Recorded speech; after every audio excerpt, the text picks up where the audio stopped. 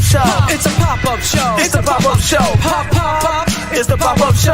Pop, pop, pop. It's the pop-up show. Something's happening, something's going on. TTNL back live to get it on. $7 a month, don't need a coupon. We worldwide, the flag is waving strong. Surprising your patient with breaking news. Bring a whole lot of truth, no pay-per-views. Could be called Shayne or DDB. Just another branch on this family tree. The tape never lies like a boy JC. No narratives allow how we rock the beat. Breaking news on time, now we ain't no bullets. Jealous networks make us out to be villains. Unbreakable truths like a man Bruce Willis. We stand tall in the city like the Willis. Tower, over the competition we devour. Brands every time like the slide on Bears Hour. I was fall asleep when the apple is big. We taking out the frauds who here to Great Britain. You can't run that eye, brother, who are you shin? Patrons of the truth, this network spin. Old man reporting live from the dungeons. We keep it real, tears from chopping onions. Bears Nation on the rise, be on the coverage. Hot off the press, hot fresh out the oven. It's the pop-up show.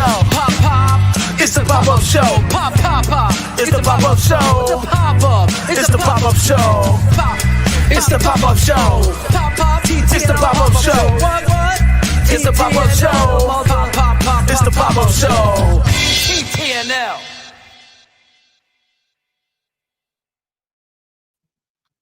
Stay tuned. I'm just kidding. We're live right here. I hustled back from the gym, getting texts from Ivan and Shayne. Just finished, started working on the stair climber, and all of a sudden, there was this. Breaking news. The Tape Never Lies Network. Breaking news. That's breaking news. The Chicago Bears have fired Matt Eberflus for the first time in 101 years in their history. The Chicago Bears, despite an unbearable failure, super producer Ivan, sending their coach to the Zoom call this morning, and not just what meeting was needed. I mean, there's so much to unwrap here. It's like Christmas. It's hilarious, though. Black Monday is Black Friday. Literally, things go on sale. Black Friday deals. Now you can get a coach for 99.9% off. The unbearable truth that is the Chicago Bears is whether or not George McCaskey, who's just a fan, is deciding that Matt Eberflus, we needed a meeting, some team meeting, some leadership council. We needed a leadership council. Go over to Bears Hour Live so we could get updates from. I'm just a fan. I'm not a football evaluator. But yet, Matt Eberflus stayed on the job 1 year too long. Now, if you're a fan of this network and you're not a fan of Judah Tribe and Sean Sierra and the list of blog boys that I can go on forever about, and you want to have a winning culture and you want to see success thoroughly through the scope of a team and a team sport. You see, for me, yesterday was Thanksgiving, football, friends, family, local high school games, family comes around. There's no fair weather shit. There's loyalty. That's it. The Chicago Bears, their ownership fucking make me sick. I was a young boy. I don't know the McCaskies from Shinola. I knew Walter Payton, and I attached my loyalties to the jersey and the Chicago Bears. And I was lucky enough to live with a guy that you all know, Coach O, that took pride in toughness, never sugarcoating shit, running the football, playing tough defense, understanding the importance of blocking and tackling. and unreal on a level with which you can't even describe. The Chicago Bears have been a pathetic disgrace since Ditka. They had momentary moments. We can all think of them. Devin Hester, Brian Urlacher, all those moments, those little ripples in a lake. But there never was a fucking identity that came with a coach. You could come off the bus and say, we're going to get off the bus, run it, and then go into the game and throw 48 times. And guess what your identity is? A bullshitter. You could go all over the world and try to sell something, some snake oil, and say this is gonna fucking just burn off the fat. You're gonna get a lot of people to buy into it, a lot of suckers out there. But the Chicago Bears have failed miserably. Again, they've done it. I mean, who sends the fucking coach to a Zoom meeting 2 hours ago? When you know goddamn well what a disgrace it is.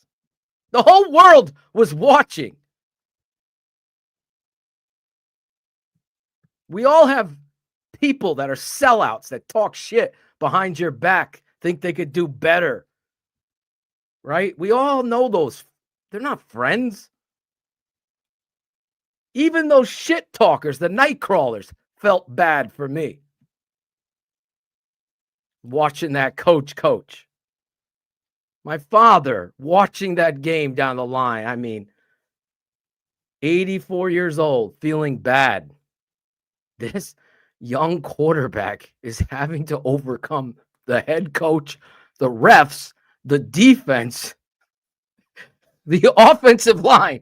And yet your fans are so dumb that they don't see how good this kid is making these players rally around him.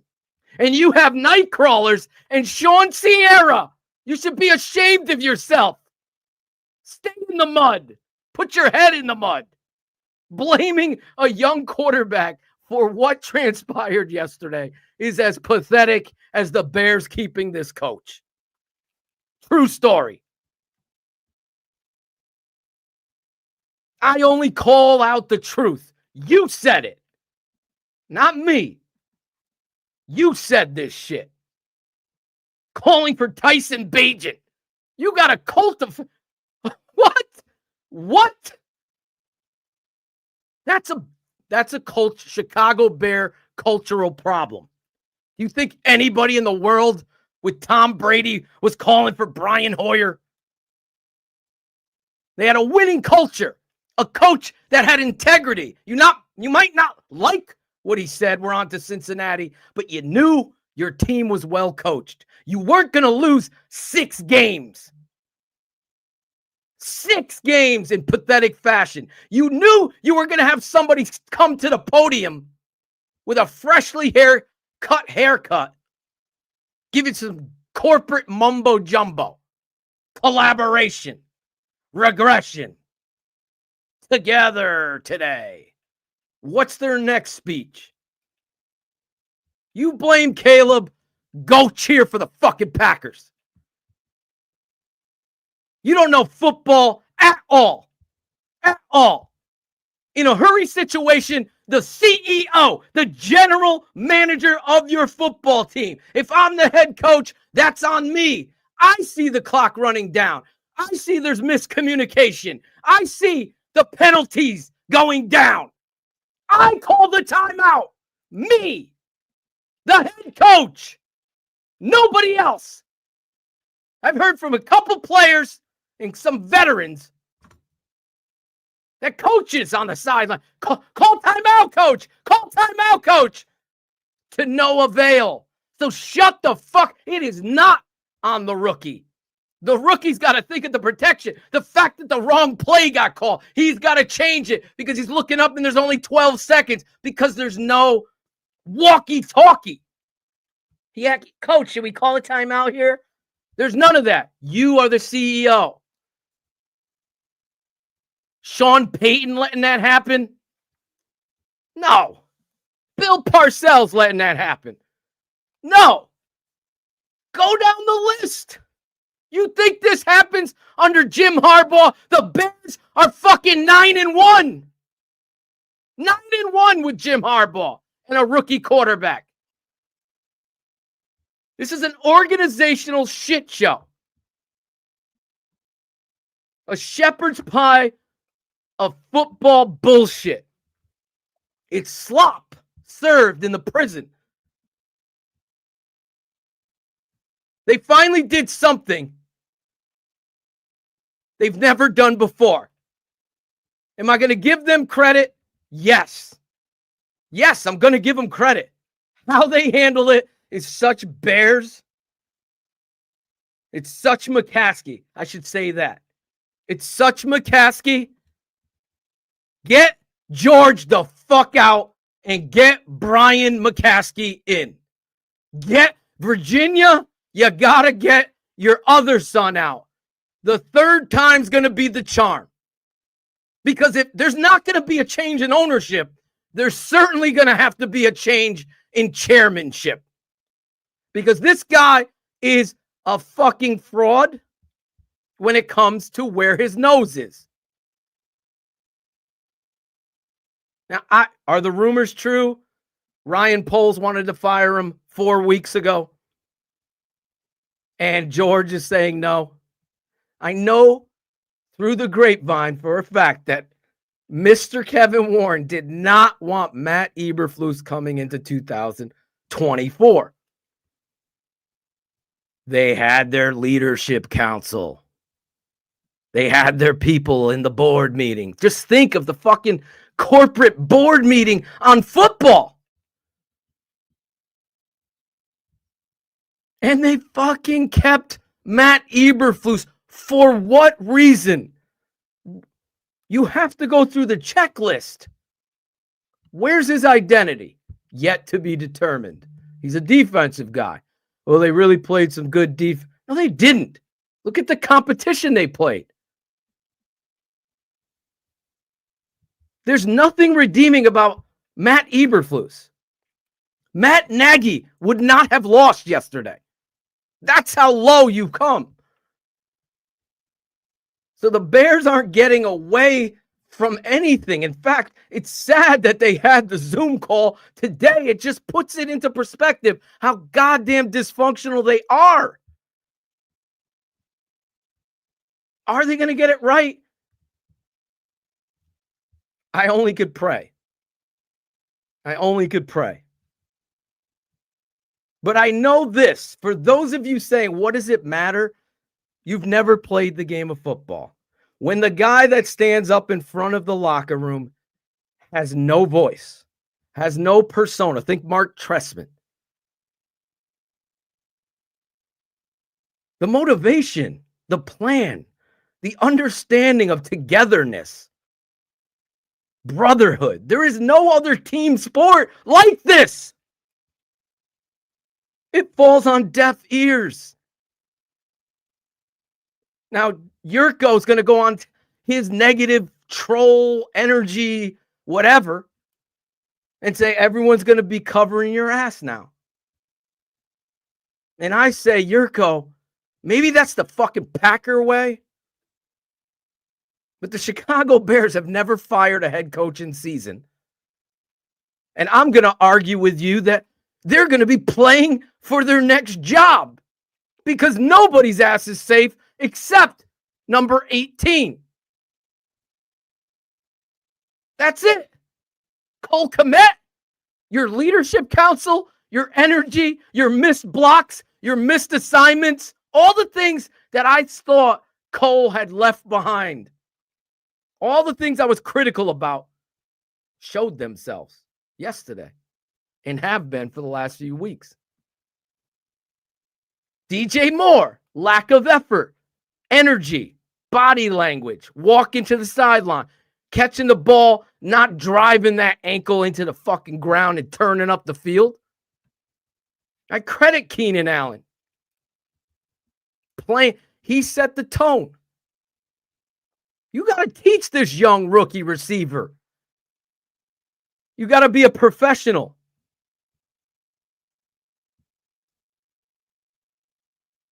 Somehow they woke up, and you dumbasses, I wish you were listening to BHL yesterday when my father said they woke up because number 18 rose above everybody and the missed assignments. And he stood in there and he delivered each and every time. The locker room was lost weeks ago. Ivan, myself, Shayne, pointing it out. DJ Moore with the nukes underneath. There's no loyalty there. There's no respect to the coach. And you have to do something about it, Ryan Poles. And the biggest scare is that George is interfering with football decisions. Because if Ryan Poles wanted to fire the guy that he stood at the podium, I choose him. I chose him. And you didn't allow him, then you are the problem.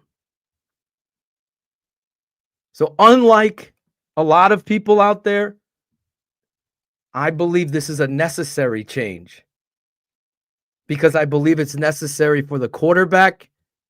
I believe it's necessary for the offensive line and this football team going forward, that they have someone that stands at the podium or that stands in the locker room, whether it be Coach Washington or Thomas Brown, whoever they're going to hire. If it's Thomas Brown, I know there's rumors, then he's going to command with fucking respect. And you're going to play your ass for that coach. Because you know, at the end of the day, he loves you and is pushing you to be great. It shouldn't be the rookie that's doing it. That's why I take those shots at these people.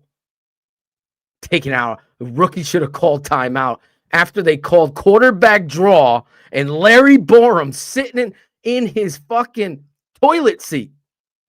Didn't move. Of all people, Muhammad, who was a bear last year and was the most pathetic defensive end I've ever seen. Free run into the backfield. Game on the line. It's a disgrace. No communication down the stretch by the head coach. No timeout. And here we are the next day. No communication by the team. Send the coach out there in a Zoom call. And be pathetic in the fact 2 hours later, he's gone. It's like a Barlissimo freaking analysis. Let's gauge the whole planet, see what they think, and then I'll go. Johnny Manziel. Come on. You do not skip over a talent like this because you have a shoe salesman at head coach.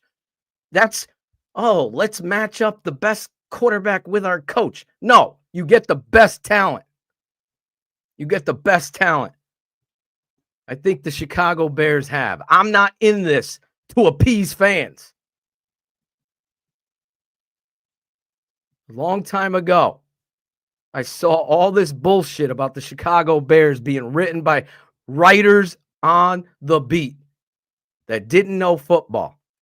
Then I saw these draft analysts writing about players completely and utterly wrong.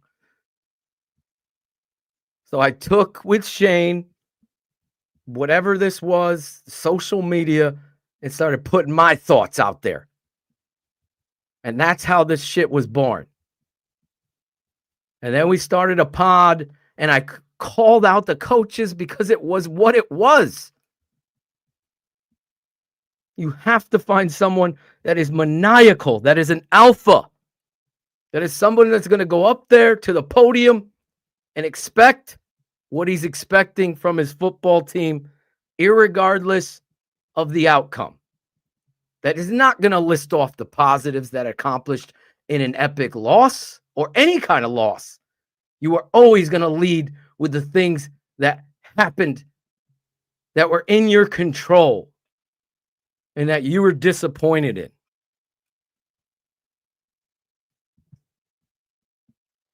It's embarrassing. It's embarrassing on a level with which I can't even believe. Every time he stepped to the podium, he looked as if he had won a game. Even in the, exactly, Sheree, even in the biggest losses.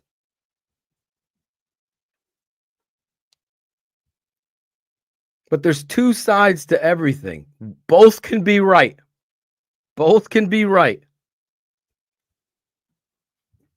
The Bears did the right thing. You got rid of an anchor dragging down this football team and this rookie. You don't want that weird, negative, uncomfortable energy hindering the growth of a rookie quarterback like this.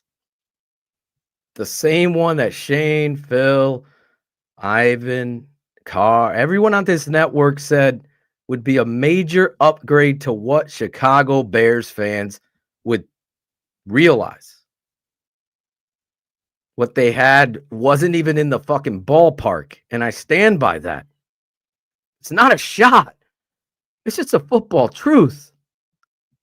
You can debate who is better, John Elway or Dan Marino. You can have a legitimate debate. There is no debate that the Bears are better at quarterback now than they have been maybe since Sid Luckman.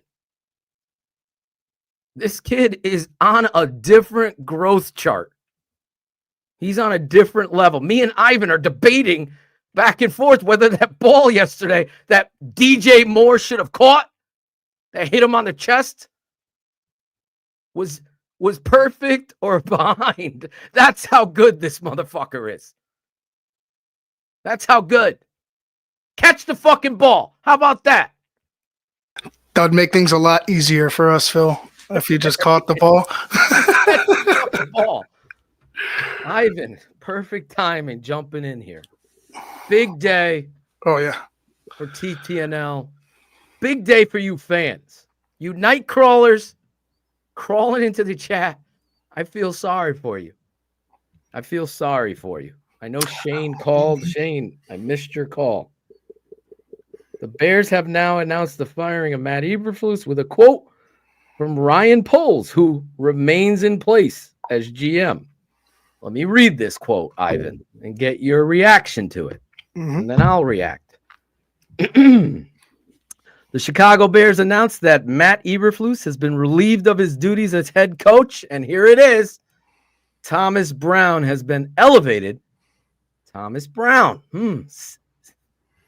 Guy sounds really good right now. Interim head coach.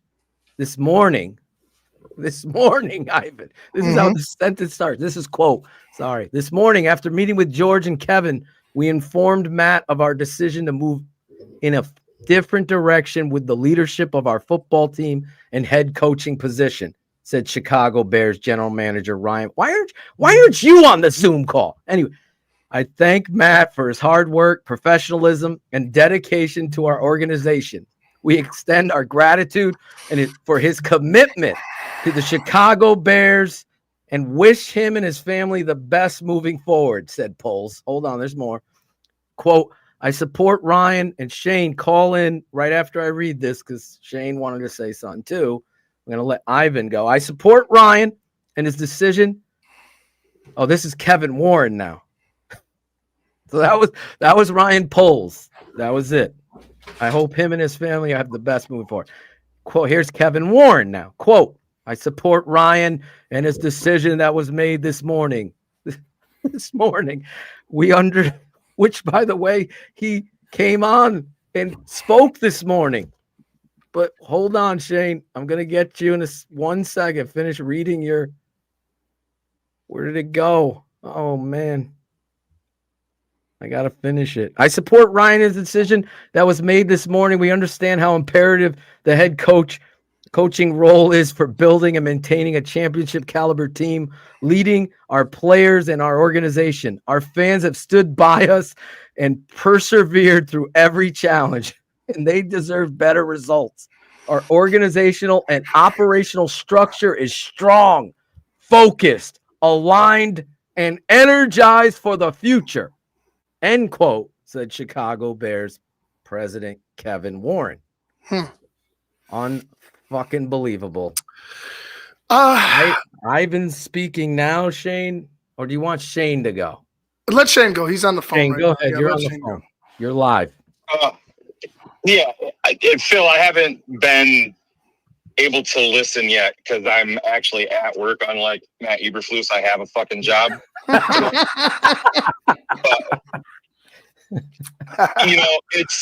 I understand the excitement, and if I'm repeating anything that you said, just please tell me. So, for the sanctity of time, I understand the excitement, but guys, don't believe in this regime yet, because they've botched this from head to fucking toe.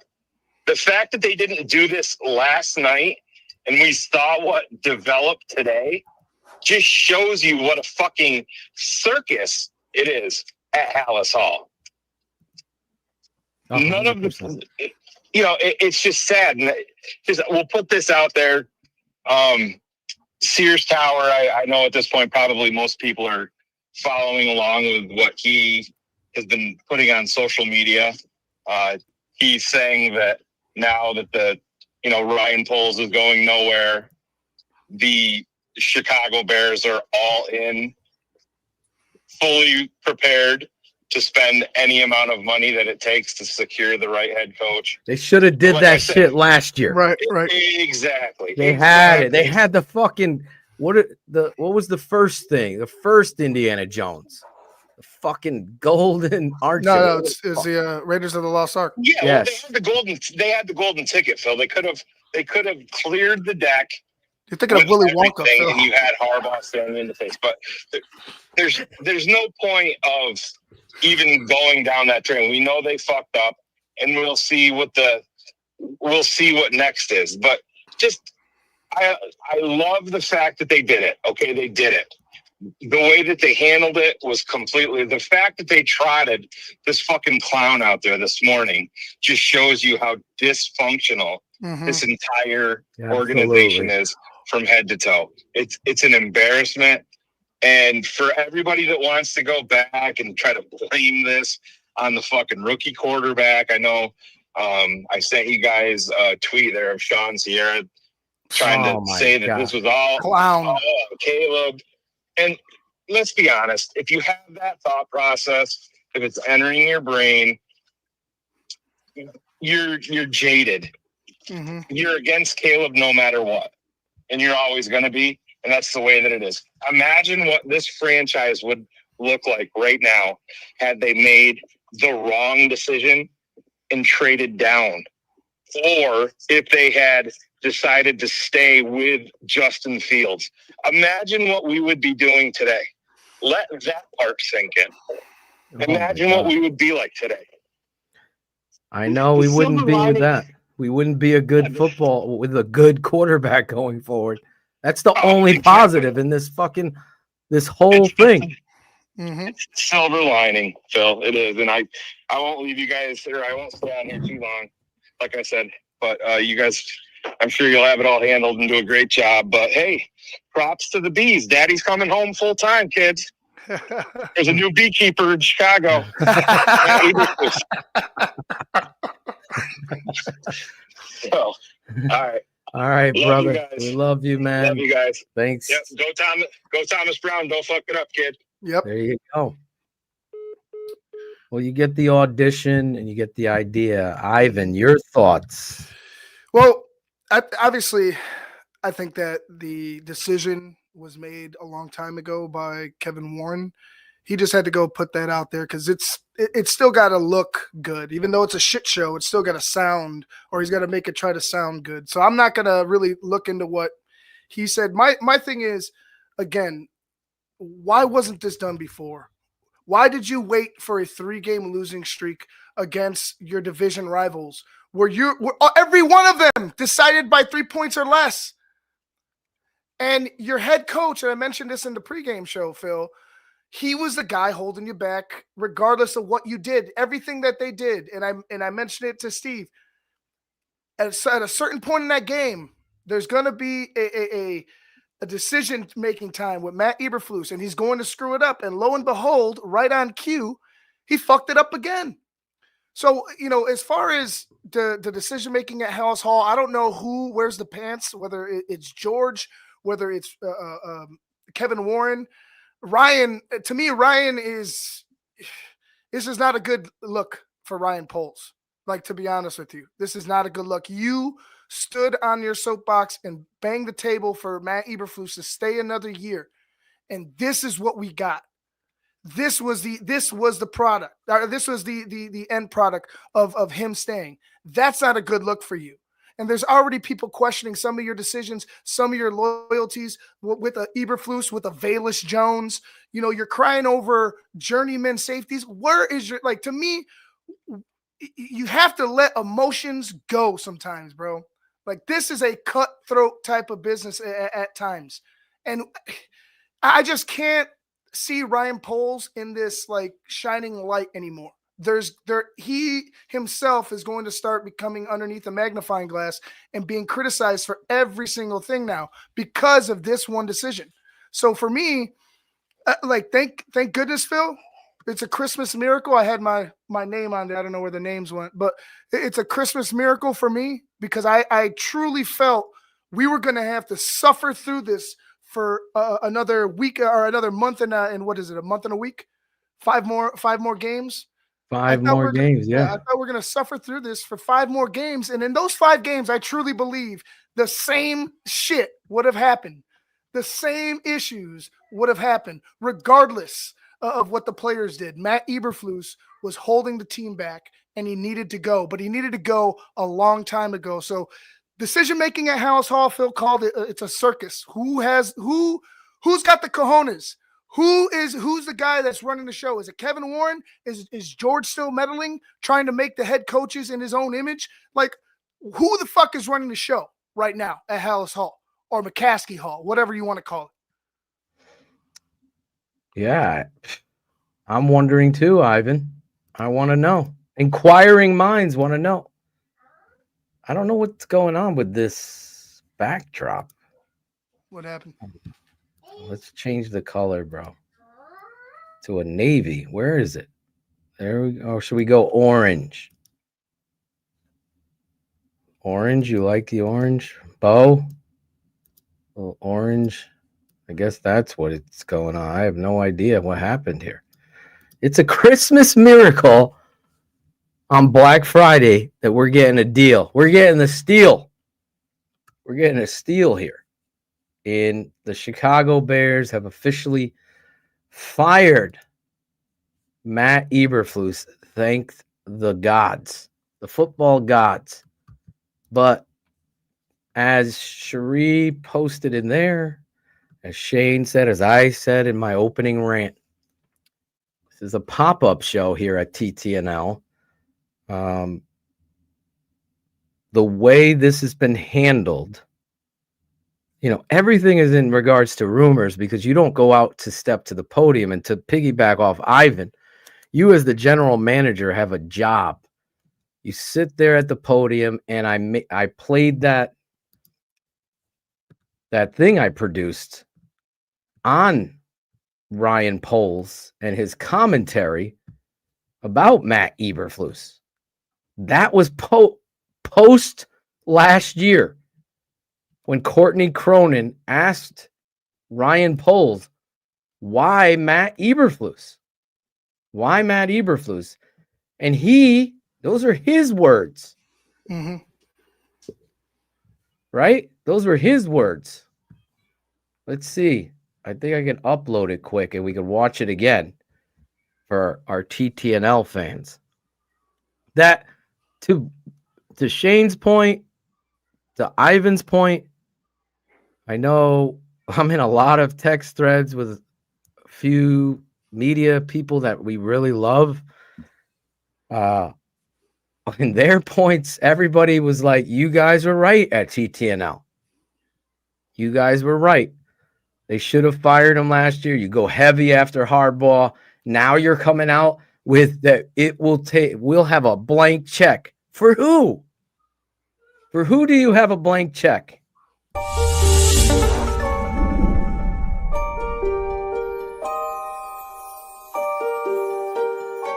Changes to the staff and moving on from several offensive coaches. This team has 10 wins in 2 years. And I apologize for the awkward nature of this question. What made you want to stay with Matt Eberflus and knowing that that's the direction you want to go at head coach? Yeah, everything I talked about in the beginning, just in terms of his leadership and stability. I really think that the head coach needs to be able to captain the ship when the seas are when these seas have storms, and really keep everything settled. This guy's nuts. When you go through hard times and he can keep everyone together, to me, that's like the critical piece in a market like this. Like, you have to be strong. Nope. I mean, if he's jumping off the boat and everyone else starts jumping off the boat, it's a hot mess. The guy's a hot mess. So the stability was a big piece of it. Are you serious right now, bro? The detail that he coaches with. They look unprepared at times. They've blown 4 historic leads. With taking some of the mistakes from the game, bringing them to practice, and making sure that we're doing things the right way. This coach is a mess. Questo coach è un pazzo. So a lot of progress in that. There's a reason why we went from 3 to 7 wins. Are you kidding me? The player aspect of it is important, but also the detail. Details. And bringing the team together and sticking through those hard times allowed us to push through. And you saw a lot of those wins happening towards the back end of the season. It's all about the execution. Again, it's all about execution. And if it's not for him, I really don't think that's the case. I think it starts to crumble. Everyone starts to do their own things. I'm failing to make the connection here. So to me, that was a critical piece in this.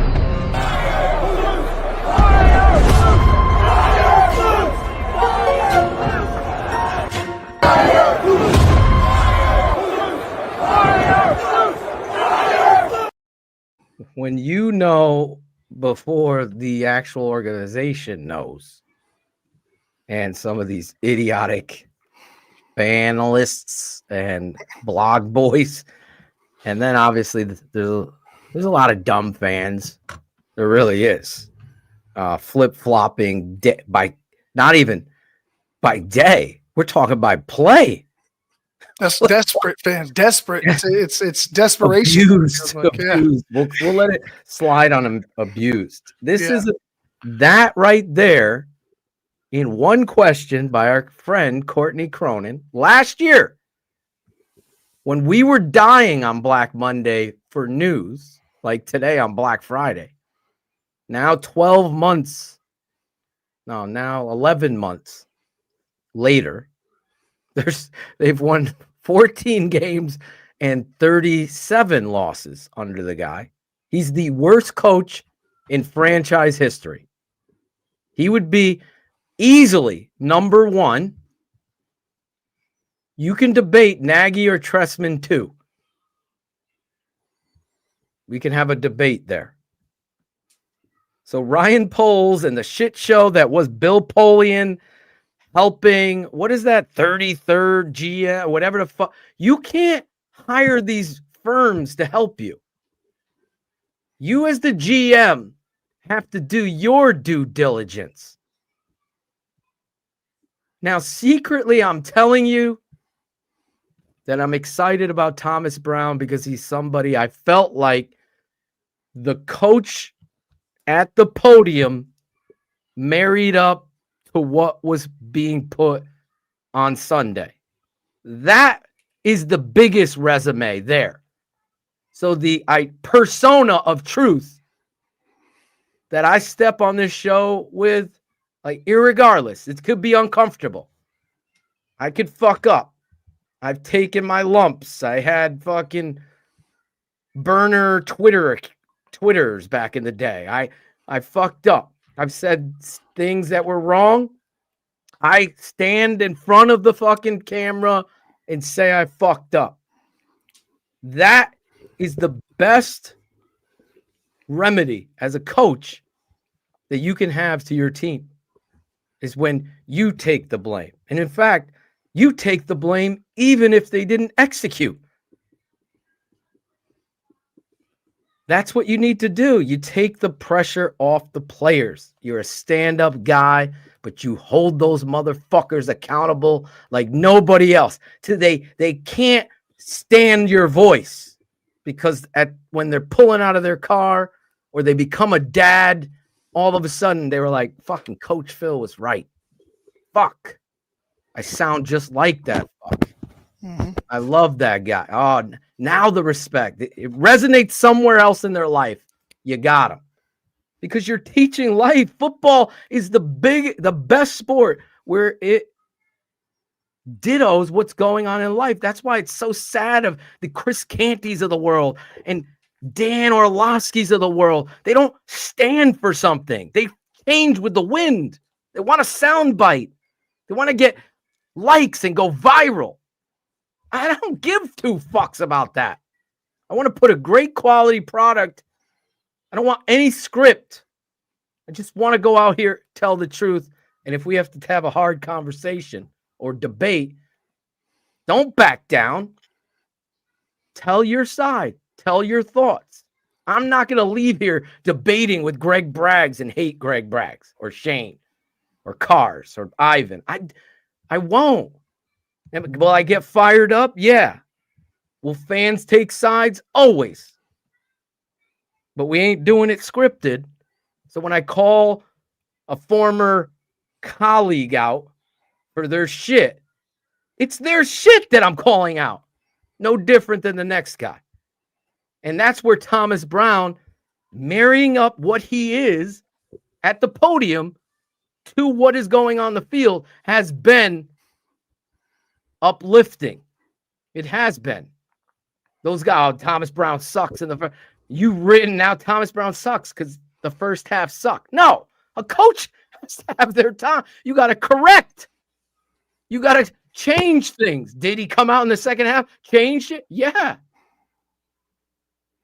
Also, playing behind the 8 ball of Shane Waldron's puppy soft shit offensive philosophy. He can't just come in here. All right, let's change everything. You know, so what an amazing job and audition now.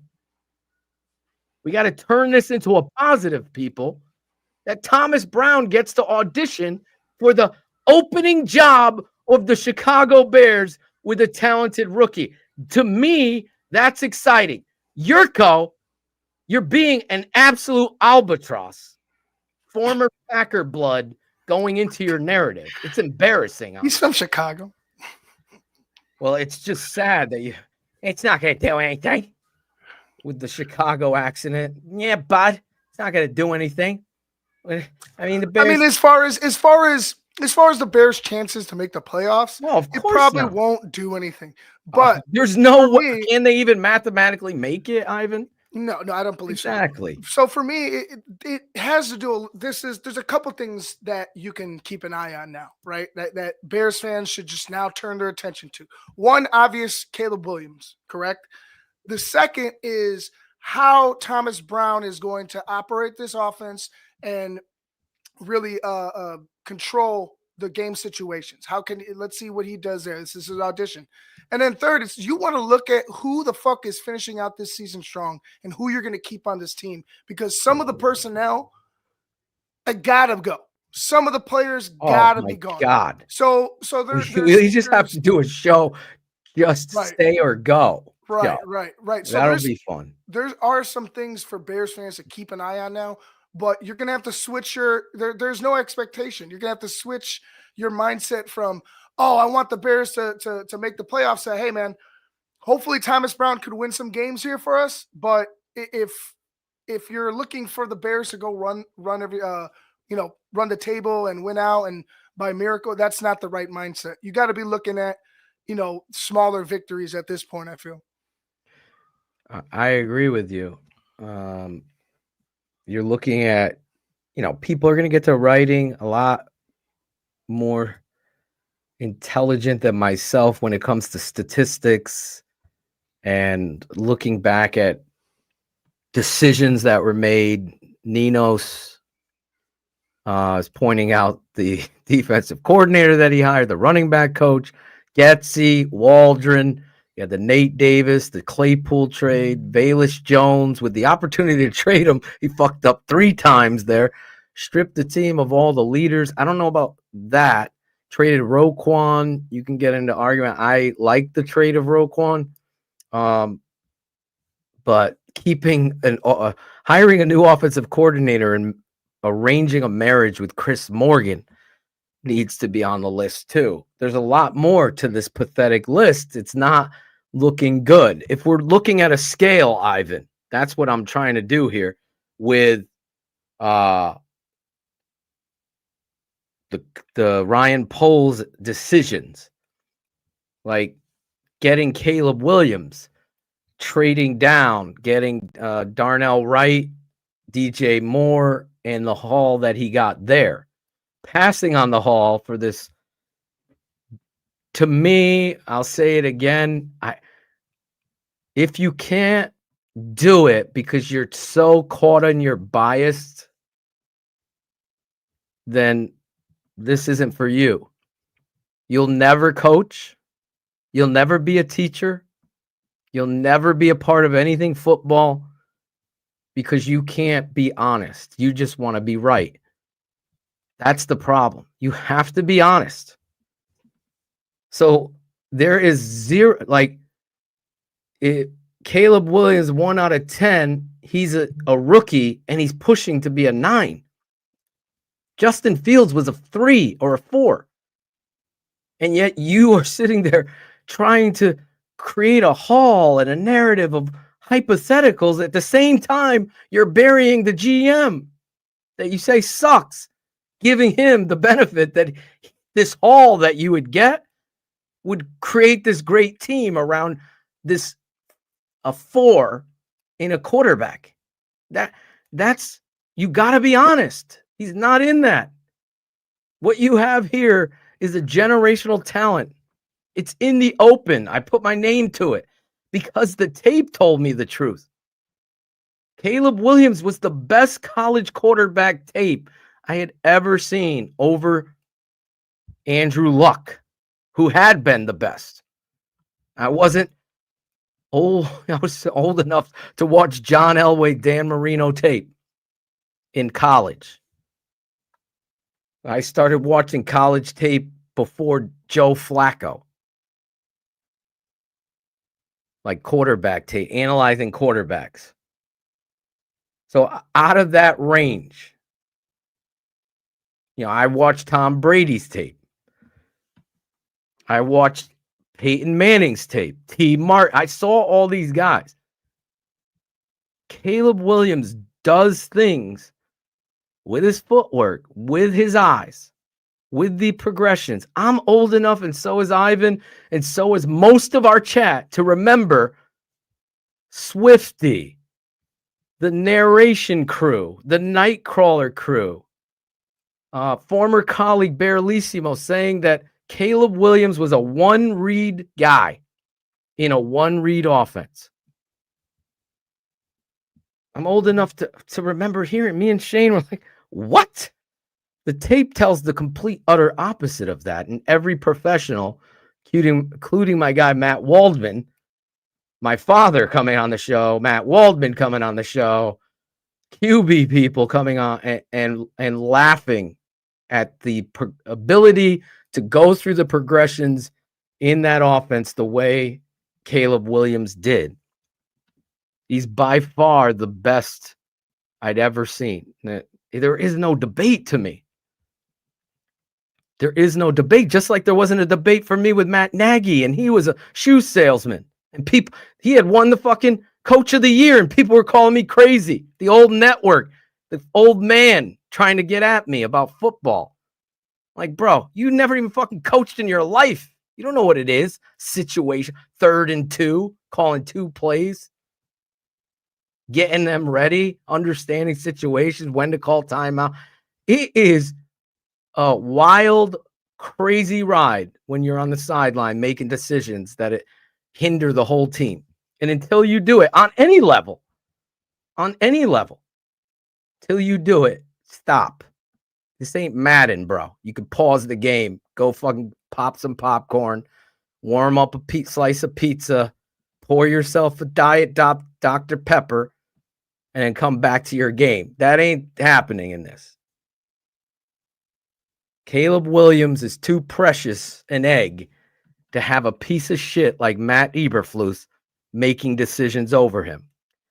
Those of you asking, offense, deep, it doesn't matter if the coach is a defensive guy or offensive guy. Don't get into the Lovie Smith days with Terry Shea and the hirings of bullshit. All of these levels of offense are universal. So the head coach is going to be the priority. Is he bringing an identity? That's the number one job rep getting in the door. Mr. Thomas Brown has an identity. He spoke it. Go back to his first presser. What his expectations are. How he's handled this has been outstanding for me to watch it. I said to my wife, no joke, after that first presser, because we were excited that he finally fired Matt Waldron. I still remember it. It was like 10:30 at night. Sat in bed. She was scrolling her makeup Instagram reels. And she's like, they finally fired. What do you think of this new guy? I go, I finally got to hear this dude speak today about the Bears and the situation. And it's like watching an offensive Mike Tomlin. I said it on the show that week. Now other people are saying it. To me, I can't give a high. Now, does he marry that up, I said, to what he puts on the product? In the first game out, you could just see, everybody could see how much fluid and more communication and everything that was going through it. Now, what happened yesterday was on the head coach. How Thomas Brown now takes on the offensive coordinator and you're asking him to be the head coach has to go into this job resume in this interview right now. Because now you've already added the big issue of the offensive coordination, which has been pathetic. And he's cleaned that up. Would you say he did a great job switching it up at halftime, coming out and attacking some of the weaknesses and listening to his players? That's the job of a coach. See, hear, listen, and move it forward. Marry it up. So how this goes moving forward is going to be amazing for us. This is a good thing. The same old Bears, like Shayne said, like Ivan said, like I said, with the bringing him out to Zoom and all this bullshit. But sometimes, the river comes, the stormy seas come, and all of a sudden you're left, even after a giant storm, with some beauty. That's all we can hope right now. And this is a big opportunity for Mr. Thomas Brown and how these players respond to it. Does he hold them accountable? Do you hold Cole Kmet accountable 3rd and 2, missing a down block on an outside zone where all he has to do is just give effort, get in the way, and Swift is just going to bounce that outside, get a first down? Are you going to hold him accountable for fucking over your quarterback and team twice in rub routes, being the biggest and worst actor I've ever seen running a rub route? Well, who taught you that? Are you in fucking 5th grade? Stand there and block someone? Go. This isn't basketball, bro. Is he going to hold that accountable? You got to do it. You have to do it if you're going to get the most out of your football team. That's your job as the head coach. That's your job moving forward. Is he going to be able to handle all this? All of this is going to be answered in the final weeks. We ain't going to the playoffs. We're going to get into all your questions I'm going to give you and have as many answers as I possibly can.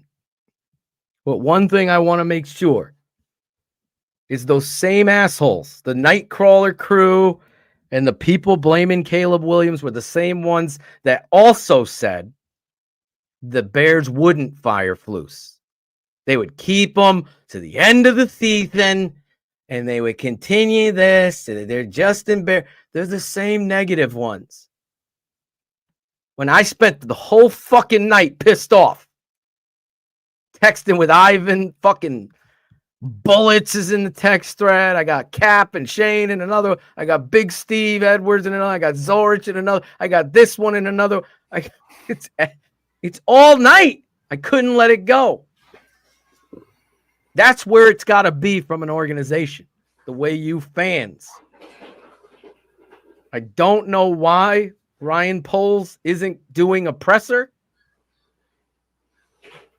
I wonder if they're going to announce that. But to me, that gives you worry. How they handled this morning gives you worry. Are they going to hire the 33rd firm to help hire the next head coach? Or are you, Ryan Poles, leave Kenyatta Sparks and fucking all these fucking people the fuck out of the office? You hold the interviews with Ian Cunningham. Mm-hmm. You sit there and ask the questions that you think are necessary. And in fact, you should watch our show weekly and take some nuggets and notes that you think are imperative to the process of what it is that you are looking for as a coach. Then find that person and embrace the process of hiring them. They don't need to be Ben Johnson in his offense. They don't need to be an offensive guy. They don't have to be they have to be the right guy. The alpha. The guy that stands in front of the room, and Thomas Brown has checked that box for me. For me. He married up what he spoke despite the utter chaos. It's the same check in the box I'm giving Caleb Williams. For a young rookie quarterback, let me just say this, if Sean Payton had Caleb Williams, they would be on a different, even level plane if Sean Payton was here. He has to have competence at head coach. Caleb Williams is growing despite the coaching. That says a lot about who he is and his talent. That's right, Bo. He's going nuts over there. I didn't know you had something to add. I thought. No, yeah, I was before Bo went and took my thunder.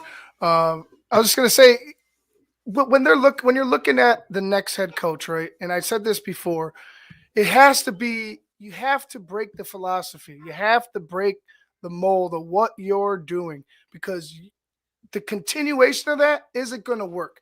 You can't have, like you said, you can't have George in there.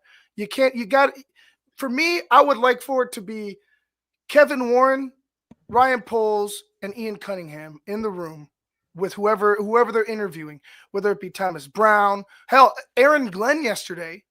Aaron Glenn is on my list. That was going to be my point. I'm sorry. Aaron Glenn yesterday showed in situation, like, yeah, his defense was tired. They were on their heels, but situationally, he knew exactly what the fuck to do. And the Bears couldn't. I mean, they had their struggles, especially in the first half. But a guy like Aaron Glenn, somebody who's going to command the room, who knows his identity, who's going to be accountable. He's an ex-player, Aaron Glenn. And I'm not. And this is whoever it is. I'm just pointing out that there are other coaches out there right now that can be the guy, regardless of what their specialty is on whether it be offense or defense. So for me, I'm just saying you have to have the understanding of who's in charge. What is the hierarchy, right? Is it George, Kevin Warren, then everybody else? Or is it Kevin Warren running football operations, Ryan Poles, being the GM, and Ian Cunningham helping him out if Ian Cunningham even is here at the end of the season? Right. He might get another job. So enough with the, the extras. I don't want Tanisha Wade. I don't want her in here. I don't want fucking Soup Campbell. I don't want none of that shit. I want it to be the guys who are paid to make football decisions, making football decisions on a head coach, and not somebody who's going to just be a cookie cutter, a goody two shoes. Mom likes the guy because he's got a nice smile and a nice fucking haircut type of coach. 100%. I sent my list to Adam Rank yesterday of guys just off the top of my head because you missed on the easy fish. This was a fish swimming in a pail and you didn't catch it. That's how bad you are. It was Jim Harbaugh. And I just want to make this one point in the show that Jim Harbaugh not only had a history with the Chicago Bears, he was a quarterback. He was a first-round quarterback, something that you were obviously looking for. And he also is one of the winningest coaches in all of football, who's brought the 49ers from the depths of despair all the way around to the Super Bowl contending football team that they were. He took Stanford as a bona fide pushover to Rose Bowl contention and national championship contention. And then obviously what he did at Michigan, finally getting them over the hump and winning a national championship. How you let that fish out of the bail that you have is indicative of small-minded pussy thinking. It's a George McCaskey issue.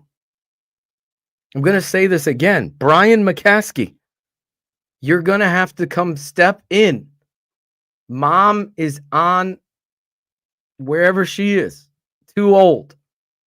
This board that meets regularly needs to have a serious talk about how negligent George has been. He could be the nicest guy. I've met George several times. Okay? But it hasn't gotten done. So I'm calling for Brian to take over, just like George had to take over for Michael. Because it's nepotism at its finest right now with this kind of situation with George interfering.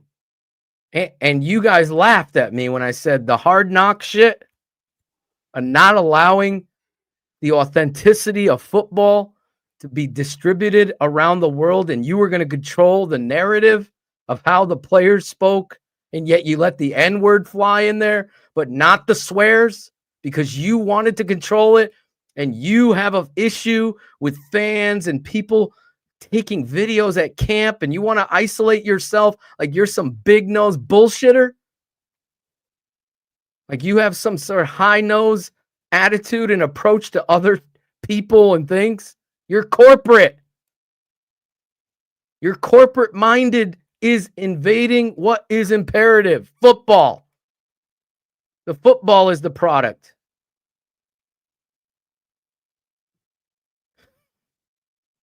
Shayne, Matt Eberflus could take the final timeout he never used and keep it forever. I'm going to get into my list that I sent Adam Rank in a second, but I want to get through some of your super chats. To Boss 7696, thank you for the super chat, $2. Jalen Johnson liked the post of Flus getting fired.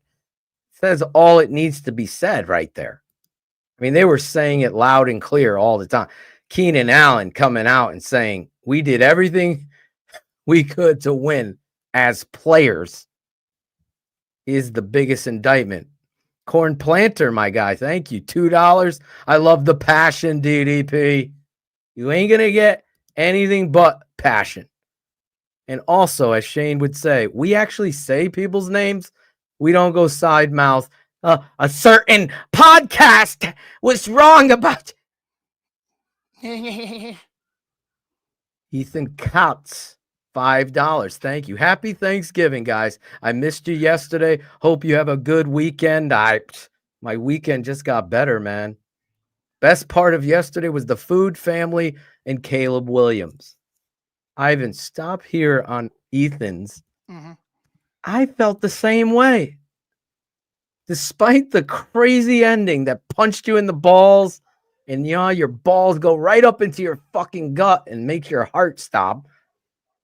The one thing I can hang my hat on, despite the Patriot pie that my parents brought, which was fucking outstanding, was the fact that we got a quarterback out there fucking stepping up, making throws. Now, does he want that throwback? We all want that throwback for him. He missed it. He'll be the first one to tell you. But guess what? He's not a fucking robot. He's not going to make all those throws.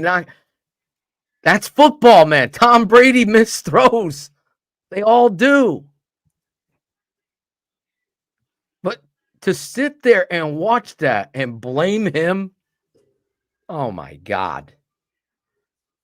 I felt great sitting with my family that had that one silver lining of Caleb Williams saying, wow, that motherfucker represented TTNL, the Chicago Bears, Ivan, Phil, Shayne, all his teammates, his mom that he cried about, his nails, his personality, everything. He represented us. He went down swinging. It's all you can ask for, Ivan. Yeah, I'm not going to, like I said, people want to point to why didn't Caleb use a timeout? Well, here's the situation, man. He's getting a play call in his helmet, right? They're going for it, right? They're trying to set something up. It just took forever for him to get the play. And then he's got to get guys lined up after they get. There's a lot going on. It's chaos going on the field right now, regardless of who's at quarterback. A smarter coach, even with a veteran quarterback, would have been like, timeout. We're going to fucking figure this out. Settle my quarterback down. Get some water guys that just ran down the fucking field. You know what I'm saying? Who are probably a little bit gassed.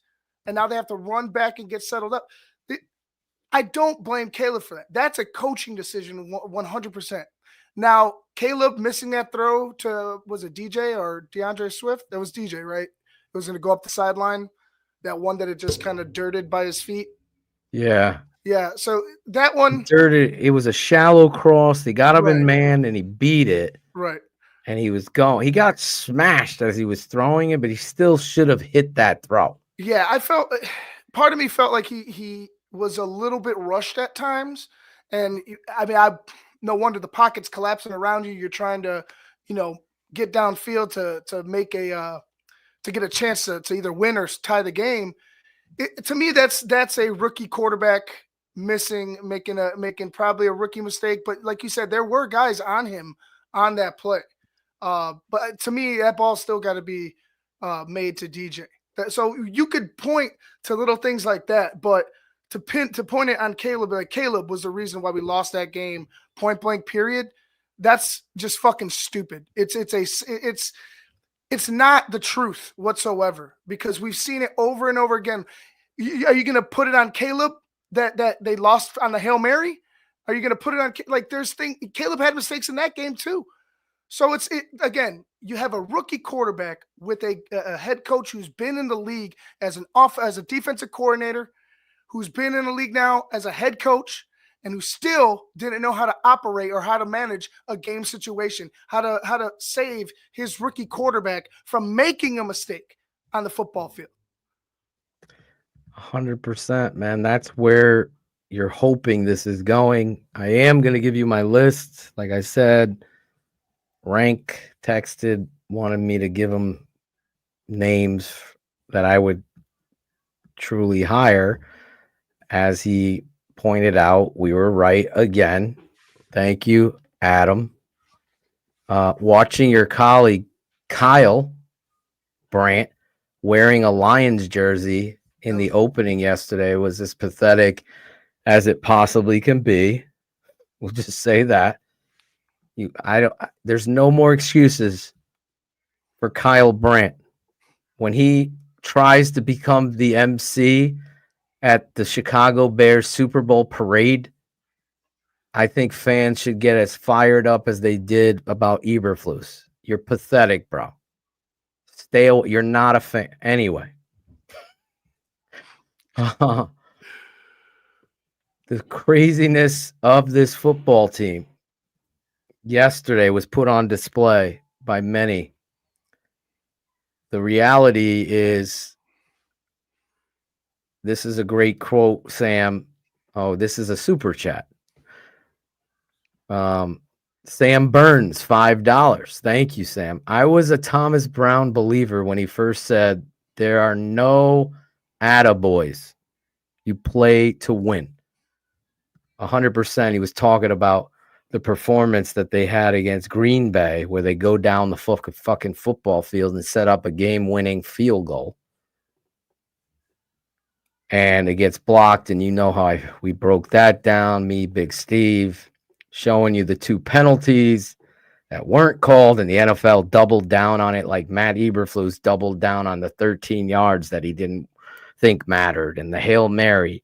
This has been a pathetic showcase of coaching malpractice that I've ever seen in the history of my life, these games. They backed them so far into a corner that they still fucked it up and put the coach on Zoom today and fired him 2 hours later. Your GM should have been on Zoom today explaining that they fired the guy. And I get to be honest, it's embarrassing. If you look at it, Phil, they must have had a meeting. I mean, they threw him under the fucking bus. If you really look at it, you know what I'm saying? Like, they let him go up there, make an ass of himself, a complete ass of himself, right?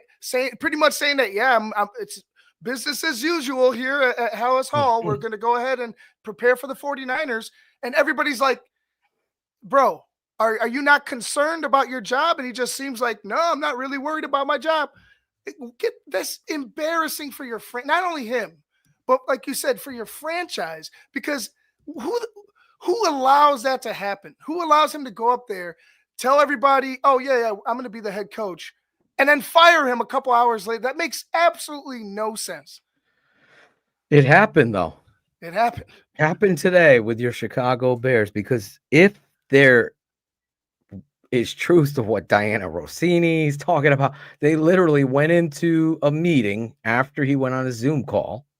They literally let this guy meet with Thomas Brown to go over the offensive game, what happened yesterday.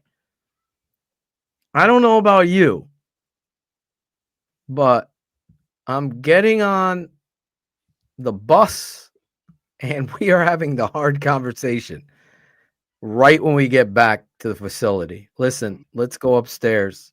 We're going to be moving on. It doesn't take a meeting. The fact that it did after breakfast around some fucking corporate giant overpriced table is pathetic. Like, what did you need to meet about that you haven't seen? When every coach in the history of coaching that I respect that's still alive took to some sort of social media or video and called out Eberflus for what I've been calling him for years. Right after the first season, this guy ain't the guy. Oh, I remember it. This guy is not the guy. And then to think they kept him last year. And I'm like, what has he done? What is his identity? There is no identity. There is no. That's the prerequisite. Then you're going to ask him, well, who's going to be your offensive coordinator if he's not calling the plays? Who's going to be your defense? Who is your offensive line coach? It ain't Chris Morgan. Nobody loved Chris Morgan more than Matt Eberflus. And guess what? Matt Eberflus sucks. Okay? And so does Chris Morgan. Weekly, we see simple protection scheme. Shoulders are turned. I mean, I'm trying to teach 10-year-olds how to do this. These are fucking guys that have played offensive line for 12 years of their lives, being coached by a schlep. Don't know how to attack on outside zone, the shoulder, move their feet. Look at fucking Braxton Jones getting folded. They can't block extra fucking point, let alone field goals. Kyle Shanahan wanted to get rid of this special teams coach so bad. They paid 4 years of his contract because he's a piece of shit too. I'm sorry. Might be a nice guy. It's just not a good coach. Thus, they're laughing in Minnesota. Had we made that field goal, and also get anybody that is going to rely on analytics to tell them what they should be doing in the course of a game, please get rid of them too. It's a place just like PFF. It has a little place. That's it. It's not the end-all, be-all. I don't need Mike Tannenbaum or Mike McDaniels to tell me what I should be doing. I look at the score and I see how my players are performing, and I say, okay, we still have 2 quarters left. We're down 16-0. I'm kicking the field goal, the extra point here. And I'm going to kick the extra point again when I score. And if it's 14-16, my goal is to score again. And if I decide, you know what? I don't know if we're going to have a big offensive day here, then I'm going for 2. And then when we score again, I'm going for 2 to tie. That's how you make decisions. Not some fucking nerd that's giving me the odds of the 2-point try helping you later.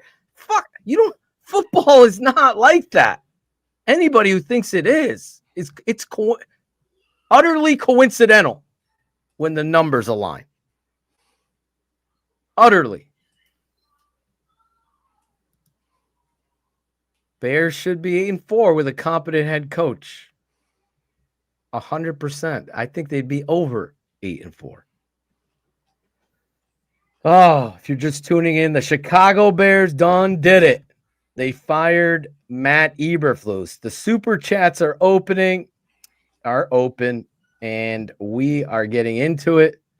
Obviously, we did that one. Let's go. Dalton Spain, my guy, $4.99. Matt makes Thomas sound like Mike Tomlin in those interviews. I was happy to hear the man talk because you're getting authenticity, Dalton. Now, Dalton, you coach, so you know those kids, no matter what level, 18, 10, 20, 30-year-old, what they want is someone to stand before them that is going to be respectful but truthful at the same time. You might have to get in someone's ass sometimes. They're going to have to know it's coming from the right place, not a cover your ass place. Too many times you're seeing a coach speak to players or get to the podium and they don't have any respect for anybody because they're just being false. They're just telling lies at the podium. Thus, no respect. Like, I'm not asking, like you said, like Shane has always said, I see this, buddy, this is your IQ. I am asking them to have who they are truly at the podium. Thomas Brown has passed that for me so far. How's he going to handle, and when is this press conference going to take place where we're actually standing there in front of the cameras, Mr. Ryan Poles? Obviously, you're going to have Kevin Warren have to be there and own this mistake and be very compassionate for the change and why it's Thomas Brown. Hopefully we see that. If we don't, it's still the big issue. False fatal. Do you think Poles should keep his job, Phil? I honestly think I'm in the middle here. It's a tough question only because, like that scale I was talking about, where does it lie? If Ryan Poles, and I know Cap had said this morning, I was listening to Hoodie and Cap like I do every morning. If Shayne was the president and I'm the GM, and I'm like, listen, Shayne, we got to find. No, we don't do that here, Phil. Then I have to have the decency. Well, then I cannot work here. I'm going to have to resign. You have to have that moral integrity to do what's right first and foremost. So was it George? Was it Kevin that was hindering it? Yeah, he called, by the way, while I was on the air. My father's called, Angelo, the psychic. Coach, this is Angelo the psychic. Listen, I was too busy cooking yesterday on Thanksgiving. I'll read the rest of his. Actually, you can listen to it. Busy cooking Thanksgiving dinner. No time to watch the game. The Bears against the Lions. Were some of my predictions true? Did they come true? I don't know. Call me when I have a chance, or I'll call you. Only this network. There's so many layers. Call me when I get a chance, so I'll call you. False fatal. I love your AI there, that picture, man. And I've never seen you before. So I'll say he deserves another hire because I don't know, nor does Ivan, Shayne, Cap doesn't know. We're all guessing. Did ownership say this guy, based on the veteran that Bill Polian is your coach? This is the best route for you. Or was he stern in his approach? I'll go to fucking Minnesota, take that job as GM. I want to pick this guy. Now, okay, pick this guy out of these guys. And he picked him. We still don't know based on the things that have been leaked out. But I'm of the belief that a GM gets 2 shots at the coach. I believe that in my heart. And I thought there's things that Ryan Poles has done well. Now, he's not drafted or signed free agent offensive linemen well. And you're a lineman. That is not a good look on you. Shayne had said it. He's hiring guys that remind him of himself. And that's not a good thing. So you're going to have to handle that a different way. Coach Ottochian has checked in. You wish. He's gone. Happy for you. Hopefully they'll hire Belichick. There you go. Angelo, Coach O, leaving voicemails. Best to leave a voicemail if you're calling me. Then I could put it on the air. Bill Belichick has to be on the list. Has to be. You have to go to a guy that has won Super Bowls, whether the narrative is true, he's only won them because Tom Brady, or not. You're going to pick his brain. You're going to see how he would structure this team, and somebody who's a veteran coach, commanding respect in the locker room and understanding what it is to build a culture. He comes from a tree that I respect more than any other coaching tree, and that's the Bill Parcells tree. I can't give any higher regard. It ain't the Gruden tree or the Andy Reid or whatever the fuck, the Holmgren tree. It is the Parcells. That's the route that the Chicago Bears should have taken. Once Parcells became available, you should have dropped everything in your power to get him here. Because there's 2 things about Parcells that you're going to get.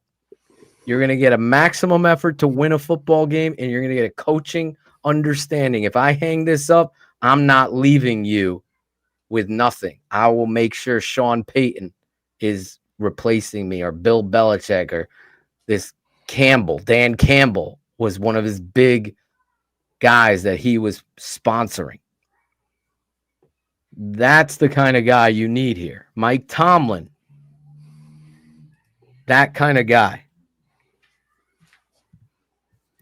Here's the next one. Gerald Smith. Thank you. $1.99 with Tom Brady or Thomas Brown as head coach. How will he handle SEMO? Gerald, I honestly think he's not going to have the power to do any of that shit. I really do. I will tell you right out the gate, with this organization, I don't think he's coming in and saying, you know what, you're out. I think he's going to try to make the most of a situation that he probably knows that Chris Morgan sucks. I really believe that. And he'll rely heavily on the guy that we signed, we hired from Tennessee. Hopefully make it a competition in some way. I've been around coaches that have been on my staff that weren't the best coaches because they were volunteering.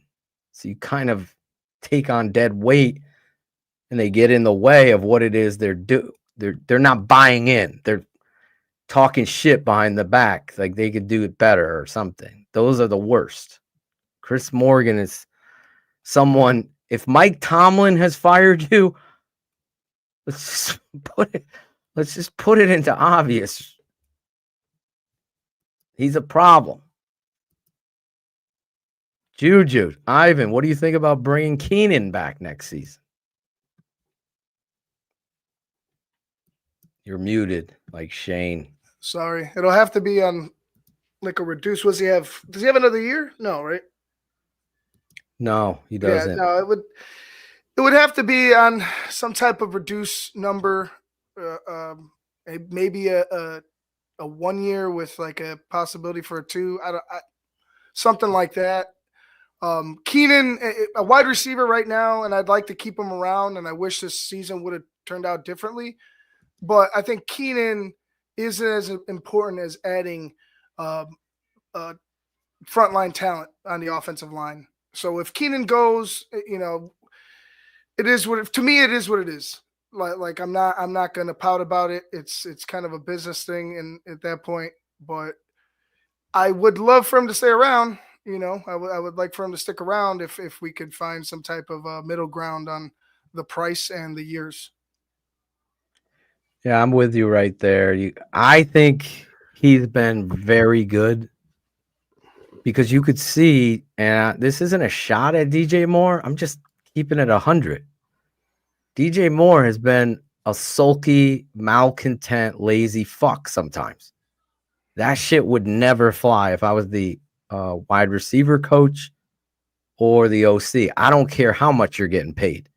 I'm going to the head coach and I'm saying, listen, this motherfucker isn't given enough. And when he doesn't get the ball and plays are away, he's not blocking. I need to be able to hold him accountable. So you're going to have to talk to anybody and anybody if you want me coaching here. That he'll sit his ass on the fucking bench if the message doesn't get clear. If he pouts there, then you've done the wrong thing. You can't kowtow to that shit. We got a young quarterback out here that needs you playing fucking big effort football.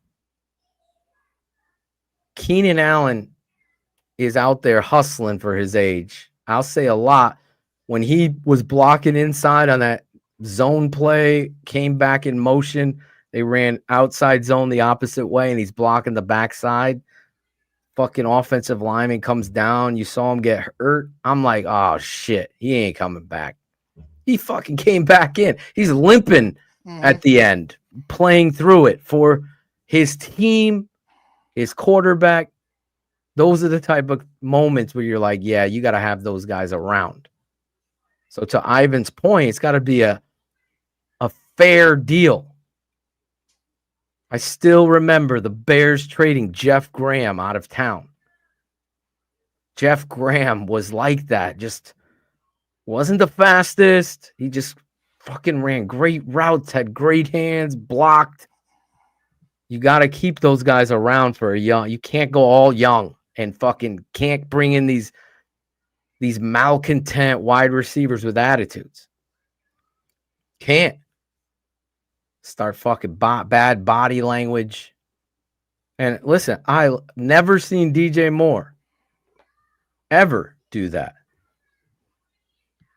Ever. So hopefully Maybe it was just about the head coach. That's the only thing. It's the only thing I could say. I get that Chris Morgan should be fired, guys. Let's do my list. How about that, Ivan?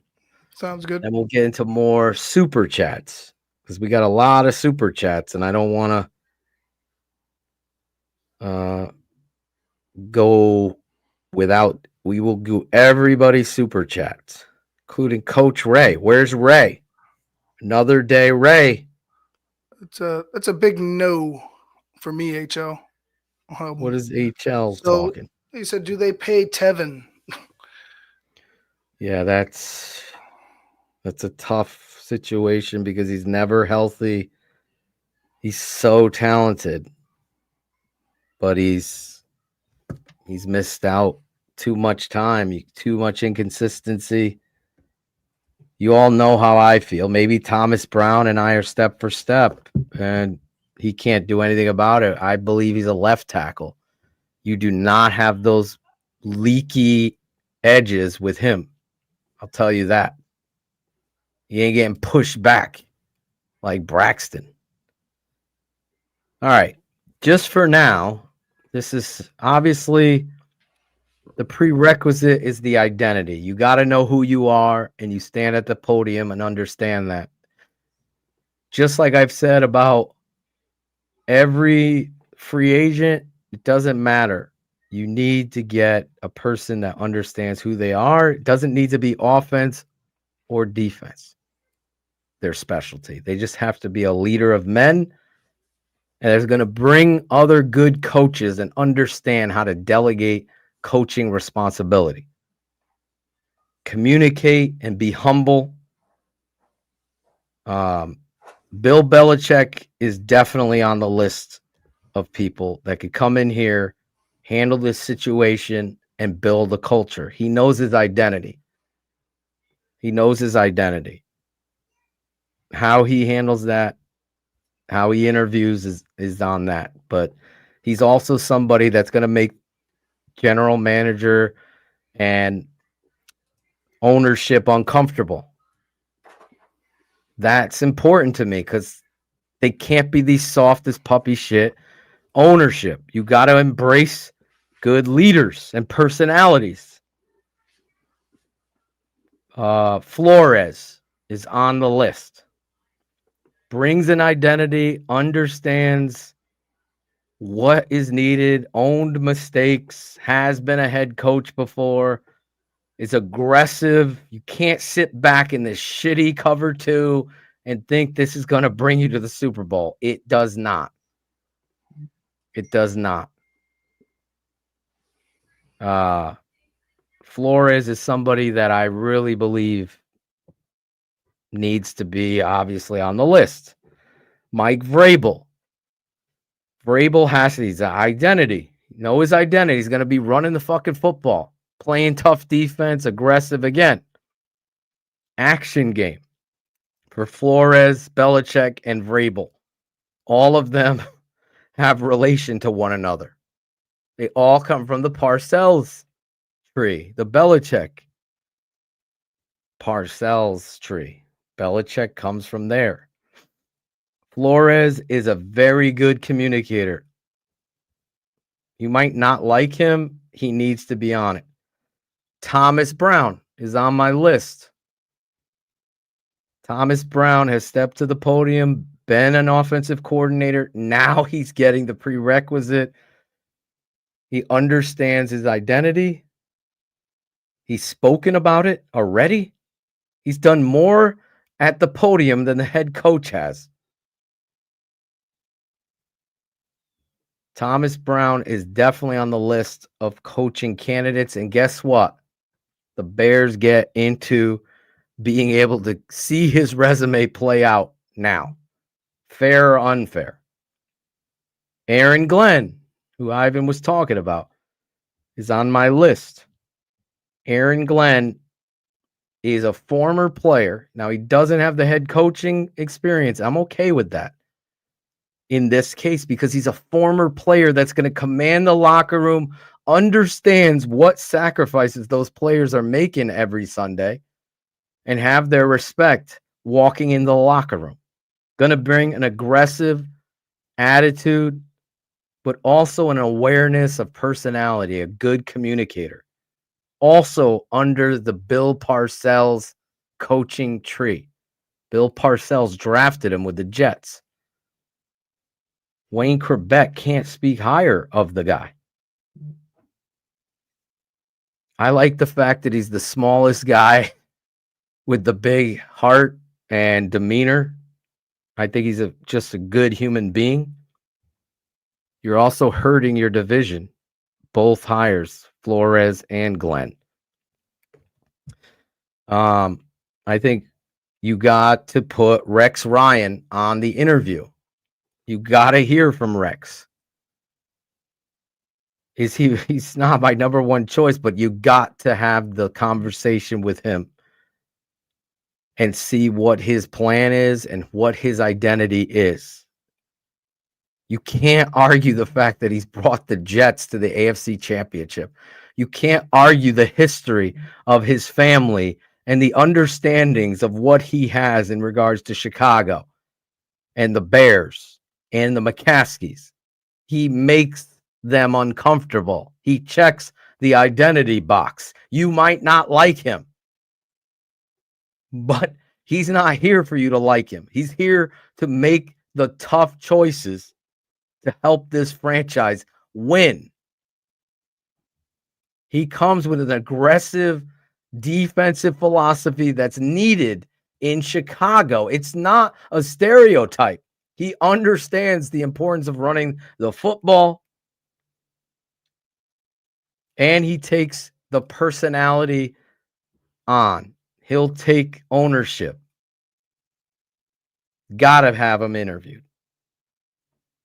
I will not be upset if he was hired. That's me.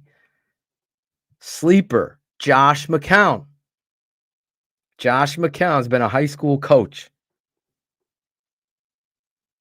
Former Bears quarterback, offensive coordinator, calling plays. Comes in with the understanding that he's played the game, an amazing communicator that can get along with everybody. And I feel like he is on the precipice of being something special in the NFL as a head coach. I think you have to get him in this building. As a former Bear, too, the McCaskies like him. His personality is not the big, boisterous one, but he's going to set a tone and an expectation with clarity. He is much like the Vikings head coach, and he's absolutely competitive. He has a great understanding of quarterback play and the necessary ways with which you have to sign and scheme protection. He is going to put a priority on running the football and hiring the best defensive coach that's aggressive imaginable. So Josh McCown is on the list. Joe Brady of the Bills, defensive coordinator. It's got to be on the list. Just watching the Bills' aggressive understanding of situational football and how to attack a guy like Pat Mahomes, you could see he ain't sitting in zones. He's attacking and aggressive. He's got a big personality, somebody that I think is a necessary interview. Same kind of understanding as the offensive side with McCown, Joe Brady of the Bills. And the last guy is Jesse Minter, defensive coordinator with the Chargers. Obviously, the Harbaugh connection there. What Minter is doing with the Chargers is outstanding. And I have seen Jesse do what he does, and I've heard him speak. I really like that guy. I think he's going to bring a level of aggressiveness and a dynamic, and he's young. very young, but I think he deserves an interview. The college coach that I really think above all others, and people, I know they're playing today, I've said it before on Keep It 100, is Minnesota head coach PJ Fleck. I've had the opportunity to talk to Coach Fleck several times. I honestly can tell you what he deals with getting 2-star players. I mean, he's not getting the 5-star recruits. Hockey is bigger at Minnesota than football is. What he does with those talent and coaches them up and has this understanding and bravado of being honest and integrity, a loyalty.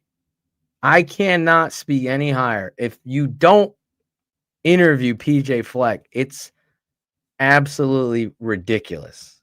Jim Harbaugh loves PJ Fleck. What he would be able to do with the talent on the Chicago Bears would be epic. I'll just say that. So those are my guys right now, Ivan. PJ Fleck being the one guy from college. I can go into more.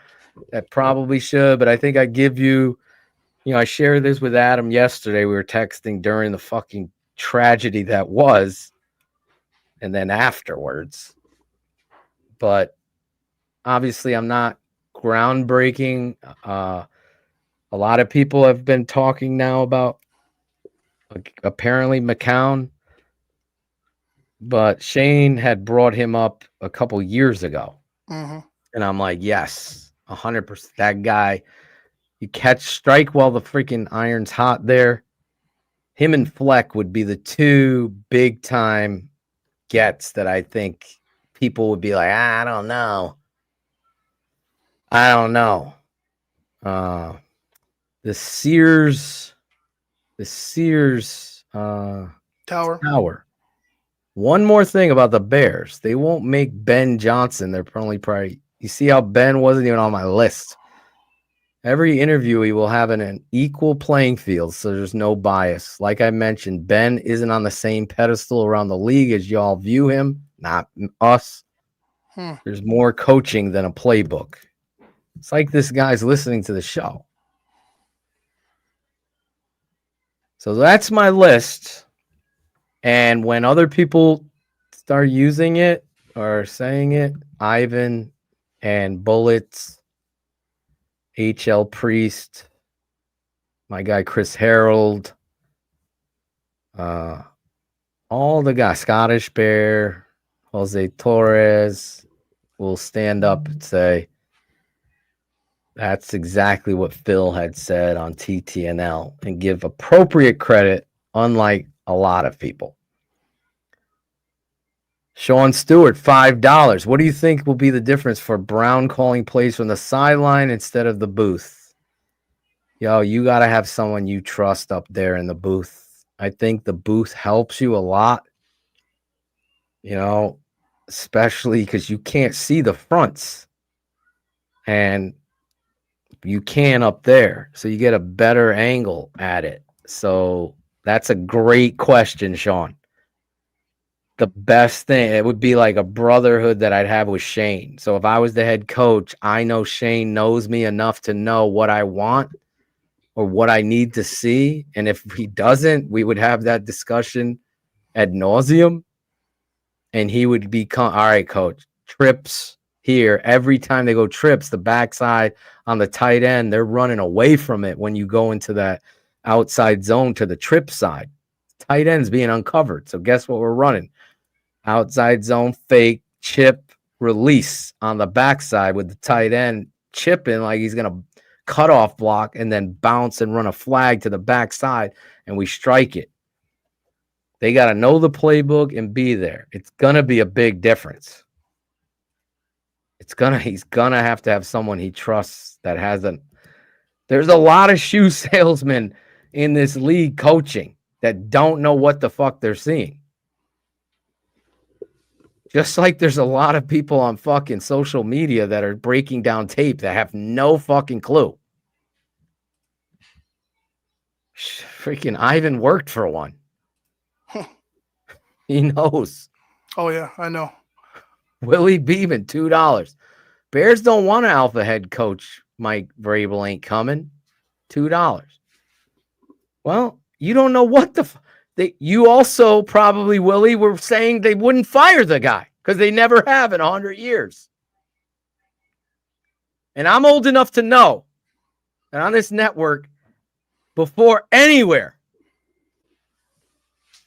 and this isn't a shot at anybody, I said, that's the problem. Months ago. It's got to happen now. The whole definition of insanity is continue to do the same shit over and over, think it's going to work. So that's why we're doing this live show, because we're giving them credit that they didn't go with the norm like you're saying. So in the same vein that they fired the head coach, they're gonna, Willie, hire. I just gave you all alphas. They all might lead differently. And Josh McCown is a nice guy. But he's an alpha. Trust me. So don't start that shit, Willie Beeman. Isn't Willie Beeman the former quarterback?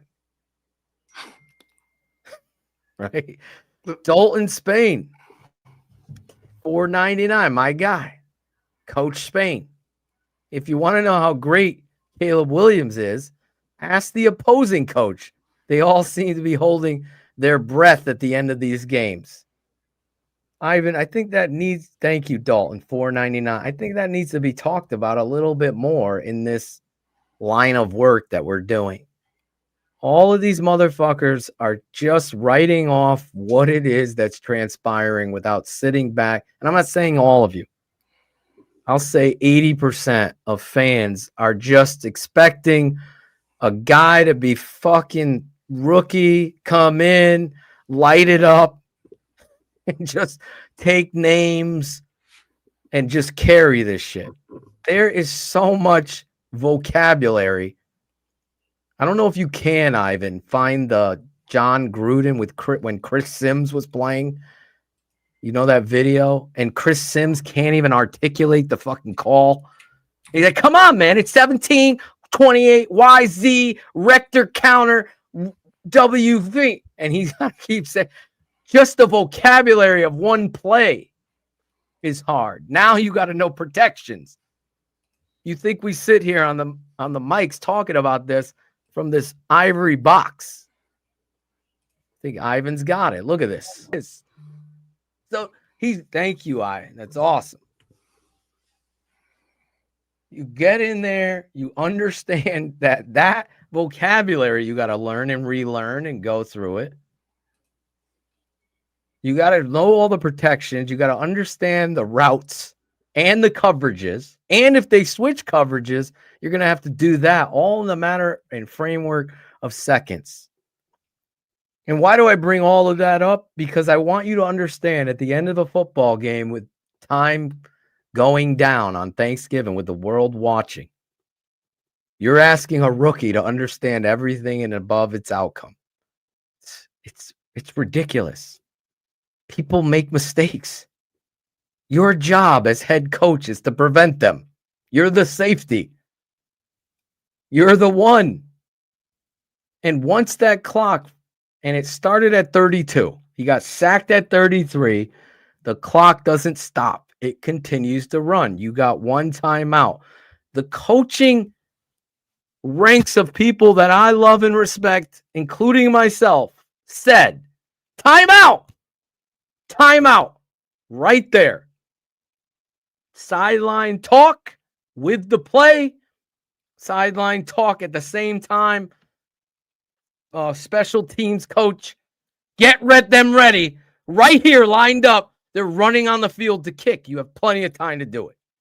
That's your job. Not the fucking rookie. Not the quarterback in this time. 3 years from now or next year, maybe. He's worried about getting the play and being successful. Too much. That's why he's fired today. So the tool bags that went out there on social media, the Nightcrawler crew, we've already mentioned a few of them, blaming this on Caleb. It's embarrassing how dumb you are. Like, don't talk football. Don't. Sad.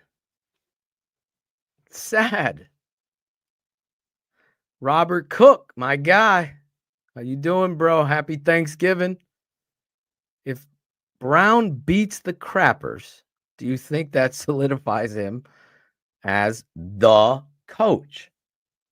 $5. Thank you.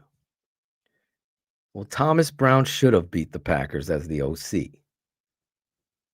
I think nothing is going to solidify anything. I think these last weeks are going to help give an opportunity. This is where me and Hoodie didn't agree. I felt like you got to get the cancer out of the locker room that is the head coach. Nobody respects him. He's terrible. Everything is falling on deaf ears. You got to get rid of that. But you're also going to get the benefit of self-scouting and seeing if Thomas Brown can lead the entire team.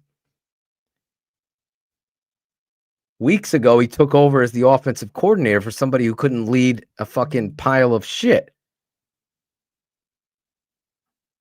Now, he's getting an early jump on the possibility of being a head coach. Now, I don't know if Shane could text me what Sean McVay said about Thomas Brown or Ivan. Ivan's back. If he could find that. But Sean McVay gave Thomas Brown can you write me a letter of recommendation? Right? You asked your teacher, your former coach, or guy you worked for. Can you write me a letter of recommendation? Sean McVay wrote Thomas Brown a letter of recommendation, the likes of which are amazing. However, do you trust it? Like that's the question. So far, and I said this before, fool me once, shame on me, right? Fool me once, shame on you. Fool me twice, shame on me. The Bears with Eberflus, I didn't want him hired. I wanted Coach Quinn. Right? That at that hiring session, based on those guys, there was another coach too I could have lived with. Eberflus, I didn't pretend I'm never going to pretend I knew anything about the fucking guy. I didn't. Okay, he had some solid things. Then we heard what he had to say, and you know what? That resonated with me. Like, wow, that's what I want to hear from my coach. True story. But what he put on the field in that first year, everyone tried to sell, oh, they're just tanking. This roster's terrible. Okay, they're NFL players. I can tell the difference. Alignment, where they aligned, your base third down defense. You got a tight end and a tackle. It's third down, and you're lining your DN in a 5 technique on 3rd and 15 in a 5 on third down. Really? No. Who does that? It can happen once. It happens over and over. Tight end just blocks him down, knocks. There's no rush to the right. There's no contain on the edge. Up. All day to throw. Deep in. First down. Over and over. This guy's not terrible. Just alignment-wise. You want to learn that kind of stuff? Become a patron. TapeNeverLies.com. Any patron who's not a pussy. Ah, fuck. I didn't want to use that word today. I think you already used it twice before. So Well, any patron worth their grain of salt and is not what I just said will tell you the truth. They get their panties in a bunch because they get called out for their fucking flip-flopping after a fucking quarter will tell you not only is it the best $7 you'll ever spend in your life, you're going to get all the information. Now, I don't do this for a living. It's part of the process. It's part of the process. Kyle Brandt. What a fucking scumbag. Bullets just sent me that text. What is it from fucking CBS? He's setting the table for the line. Please go away, you fraud boy. NFL Network, do us all a favor. Good Morning Football needs my guy Adam Rank on it. At least he's a homer true. He ain't flip-flopping. And he's funny. He's actually funny and authentic. Sometimes he's too much sunshine and rainbows. That's the only thing. I love you, Adam. He's probably doing an impression of me tonight. Pepe Sylvia, $5. Can't wait for Tannenbaum to come in and assist on the head coaching show. Pepe, shut your mouth. Don't even jinx it. So I found an article from, was it Clutch Sports? Mm-hmm. I don't know if you want me to read it. Yeah, go ahead. What do you got? So after weeks of increasingly bad play spurned on some, well, let me just get to McVay's, because I don't want to read the whole article. Just get to it. Just get it about. So on Friday, reporters in Los Angeles asked Sean McVay, Brown's former boss, that very question, and the Rams head coach had some pretty positive things to say about former assistant head coach. Yeah, he did such a great job here. You guys met Thomas, so just the command, his charisma, just his natural presence, and his ability to connect with guys. He was the assistant head coach here. He had a bunch of head coaching opportunities, then coordinator opportunities.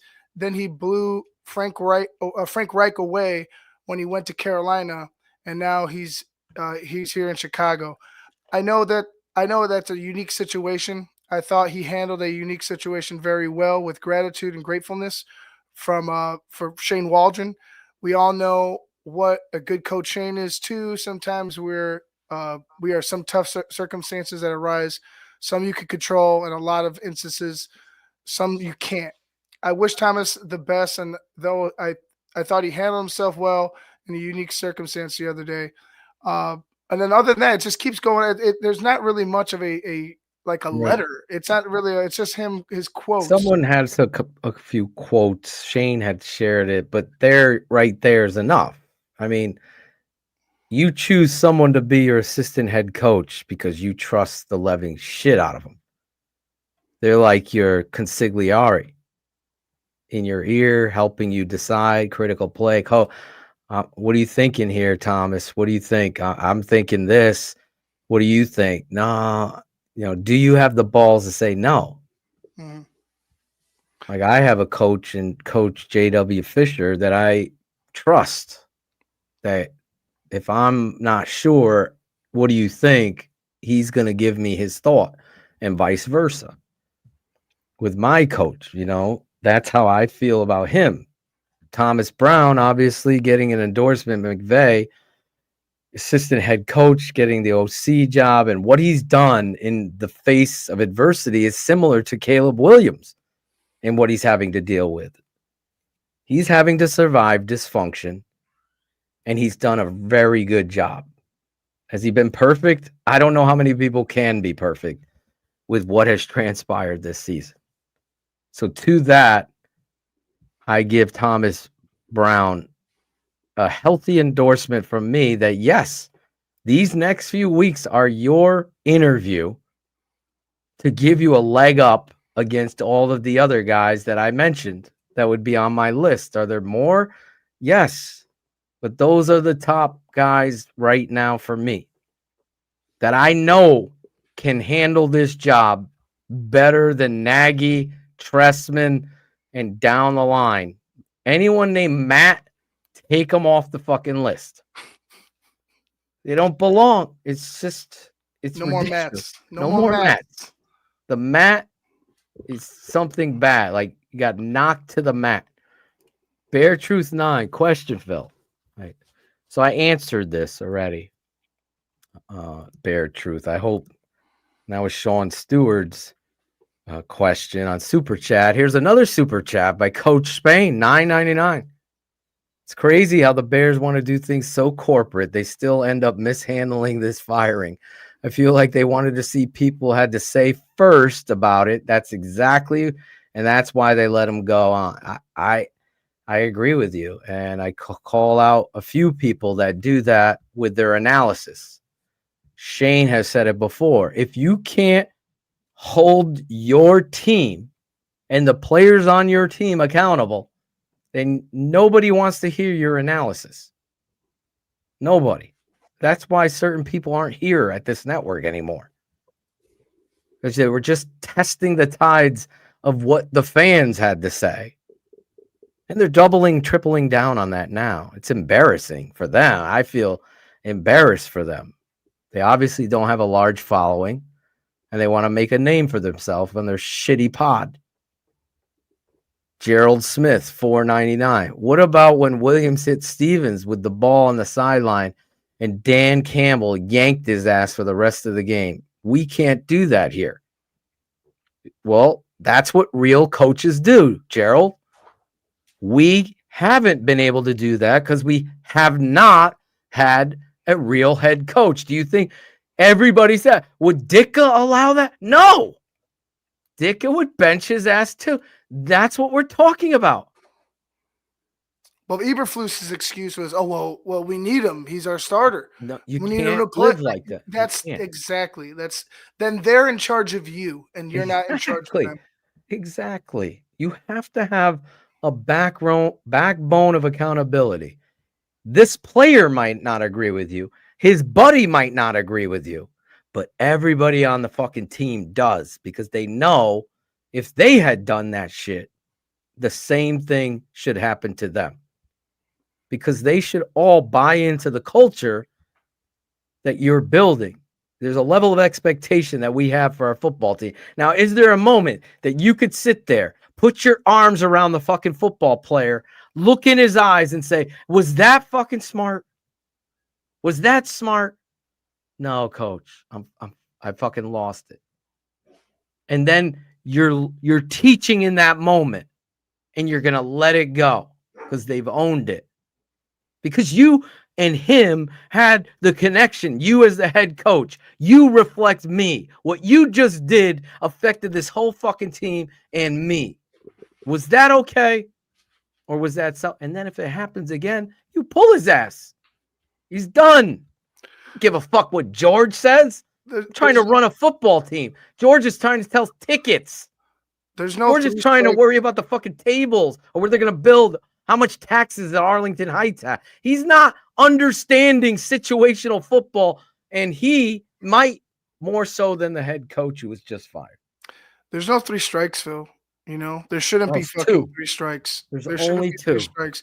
I would say you get 1, and if you do it the second time, then we have to do something about it. Because I'm just as an organization, because they've given so much leeway. I think that you need to really revert back to hard, like maybe not 2. Maybe I should give them 2. Because you're gonna have that talk. Right. It's really 1 because they're gonna do it. Right. You're gonna have that talk, and it's gonna happen in the moment. Like we're punting now, or we got to turn offense. Where's Tyreek? Bring him over here. And me and him are talking eye to eye. I'm not worried about the cameras. The fans can film it. That's great. We're having a one-on-one conversation. Mm-hmm. And he has to show me that he knows he fucked up in that moment. If he can't, I'm done. He's done today. And we're going to have another talk tomorrow. Have you thought about what we talked about? Yeah, I should have never been benched. Okay, he'll never get it. He's always going to suck. And I will tell him that. You know what? You're never going to get it. You can't understand what you did affected the whole team. Me? You reflect me. I don't tolerate that shit. You're either going to understand it or not. And if you don't, you won't be playing here. Period. But I've had some of the weirdest, stupid situations transpire. And in every moment, when you take a person and look them in the eyes, coach to player, I would say 99% of the time, those players get it. And they're better for it for the rest of their lives. If you don't like PJ Fleck, I don't know. I'll just tell you, I absolutely love PJ Fleck. Here's a great, if Shanahan's let's go, he has to be number one option. I don't know about number one, but he's, yes.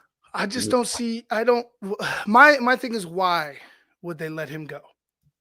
You know what I'm saying? Why would he be let go? I don't ever think it's going to happen. And he's dealt with injuries.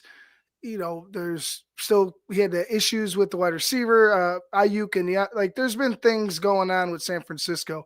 I still think he's a good head coach. I just think you might need to start looking at your personnel a little bit differently and possibly go a different route that way. But to dismiss him like he's being a terrible head coach, it's not a fact. Listen, I love Mike Shanahan. I think he's one of the best coaches we've ever seen. I've talked to coaches that speak so highly of him. If I had to, it's Kyle's dad. I have watched Kyle Shanahan coach, and I have nothing but respect. I would love Kyle Shanahan putting his hands on Caleb Williams, 100%. He would definitely be in the top 5. I'm not saying he's the number, we got to get him, but he definitely would be there. You gotta definitely, but I could never see the 49ers letting him go.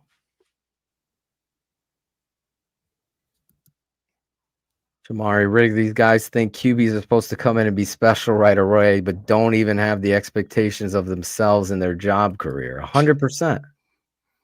100%. Hold on. I'm out of the super chat. I was in the regular. Michael Dangerfield. Any relation to Rodney? $2. Now stop the soft shite and give us a coach's coach. I 100% agree. They need the alpha personality. Doyle Collette, $5.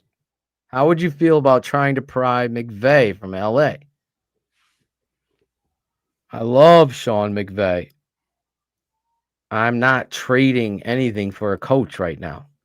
I need the right coach. The only one I would want or trade for is Harbaugh, because I know he's the guy.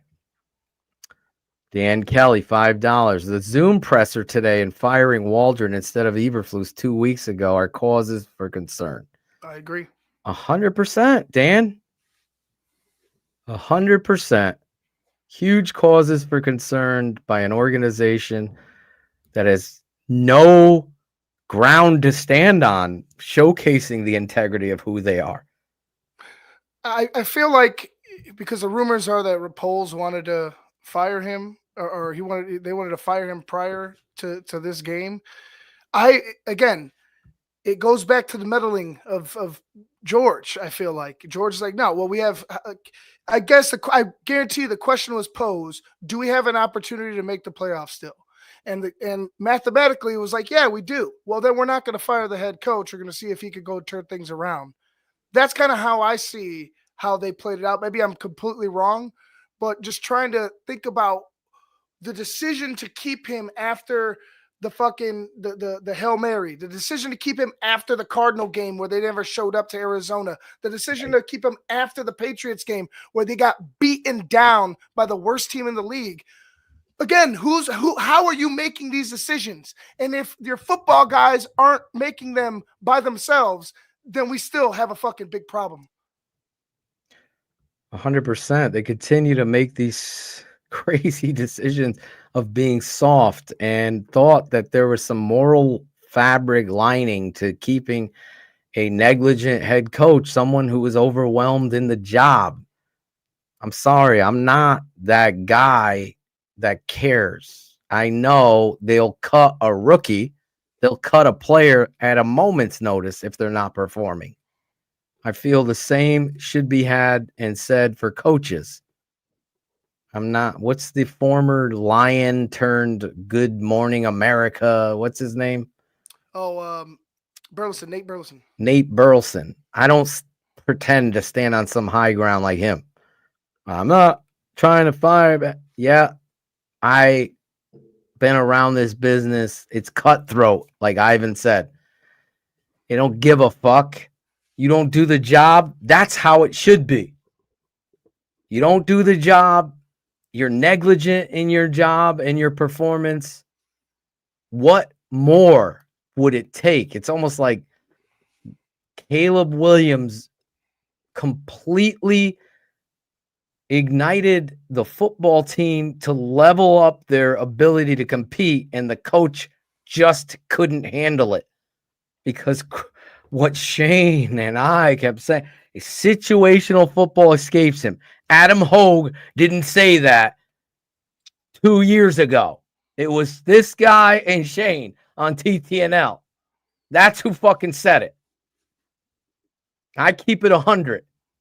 You lost your patience yesterday. You finally, great for you. But we've been saying that shit for 2 years. Oh, but they were trying to tank. I don't give it. Honestly, it's bullshit, and it's reality. It's situational football no matter what. I got to go back, Phil, and look at the. Just put your credit card in, PK. I don't know what to tell you. Yeah, you got to talk to Shayne if you can't. I want to go back and look at and try to count exactly how many games we should have won. And not just the one-score games. I'm talking about as a whole. How many games with competent coaching should we have won in Matt Eberflus's tenure? It's well above double digits. You know what I'm saying? God, dude. And it's got to be in the teens somewhere of games we should have won in 3 years with Matt Eberflus, including that so-called tank year where they had opportunities to beat a Pittsburgh team. They had opportunities to beat a few other teams. And, you know, regardless, we knew they were tanking, but there was opportunities to get a win when your team deserved to win, and you didn't do that. I agree with you. I want to see that number. Rich M. Love TTL. Something to highlight in a more positive manner is that Caleb started 0 for 4. TTNL has gone 14 for 1 since then. Dude's a baller. Mm-hmm. I just don't understand how people can't see what this kid. My wife, she is not football like bought. She'll watch, but she can see this kid is on a different level of effort and performance. I mean, just last week against the Vikings, when he jumps over the D tackle that's on the ground and causes four defenders to come up to cover him, and he dumps it to Keenan for a touchdown. The throw across the middle to DJ Moore in the closing minutes. I don't know what this guy can do that you as a fucking Justin Field apologist can't buy into. How some asshole has a podcast talking about starting Tyson Bagent and blaming Caleb Williams for that loss today. That guy should be locked up, thrown into a padded cell, and taught football. Like, what in the world? I never thought. I thought that one person I knew, the best I've ever scouted, would bring Bears fans together. It would be Caleb Williams. And no, even he can't do it. There is no hope. As Shayne would say, These fans are like that guy starving. God comes down, gives them all ham sandwiches. Those fucking 14 of them say to God, there's no mayo on this? That's the problem. Yep. That's the fucking problem that we got here. Speaking of God, hallelujah. Nothing can make today bad. Ben Hooper. A great transition there. Ben Hooper, $1.99. I could see. I always wanted someone who could play the church organ to come on the show and be like a producer. They can come live anytime I'm ranting and they start playing. Like a baseball tune or something? Like Yeah. ballpark? Whatever they want. It could be a church ballad, could be a baseball tune, could be a hip hop song just on the organ. I always envisioned that would be fun. Ben Hooper, $1.99. He's back. We need a combo of Ditka, Parcells, and Walsh. Oh my God. To have competence in coaching would be a dream come true. P.O. Same initials as me, unless his name's Poe. Who was responsible for hiring Flus prior to hiring Poles? That's what we said was probably George, Ted, Bill Poling, because Ted, if you remember, was walking out the door. They hired the GM before the president, the coach before the G. It's crazy. Crazy. Who has a company a Christmas party tonight? It's Friday night. We're going to Christmas party. It's still November. Still November. What are these Canadians doing? Guy Finley, good to see you made it through the evening without a heart attack, Ivan. I was worried about you, buddy. Oh God. Well, I'm a little bit happier and a little more relieved now. You know, like I said, just to lose like that, Phil. And last week, I didn't have a rant. I didn't have anything. I was just kind of numb and dumbfounded about how we're losing these games. But this was too much. This is the best team in the league. You have an opportunity with a rookie quarterback doing the things that he was doing. And granted, he missed a few throws there, but the whole of what he did was amazing. It was everything that we wanted. And to be let down because your coach doesn't know what the hell he's doing, it's beyond me, because there's been so many games the Chicago Bears should be victors in that were taken away because of incompetence at the helm.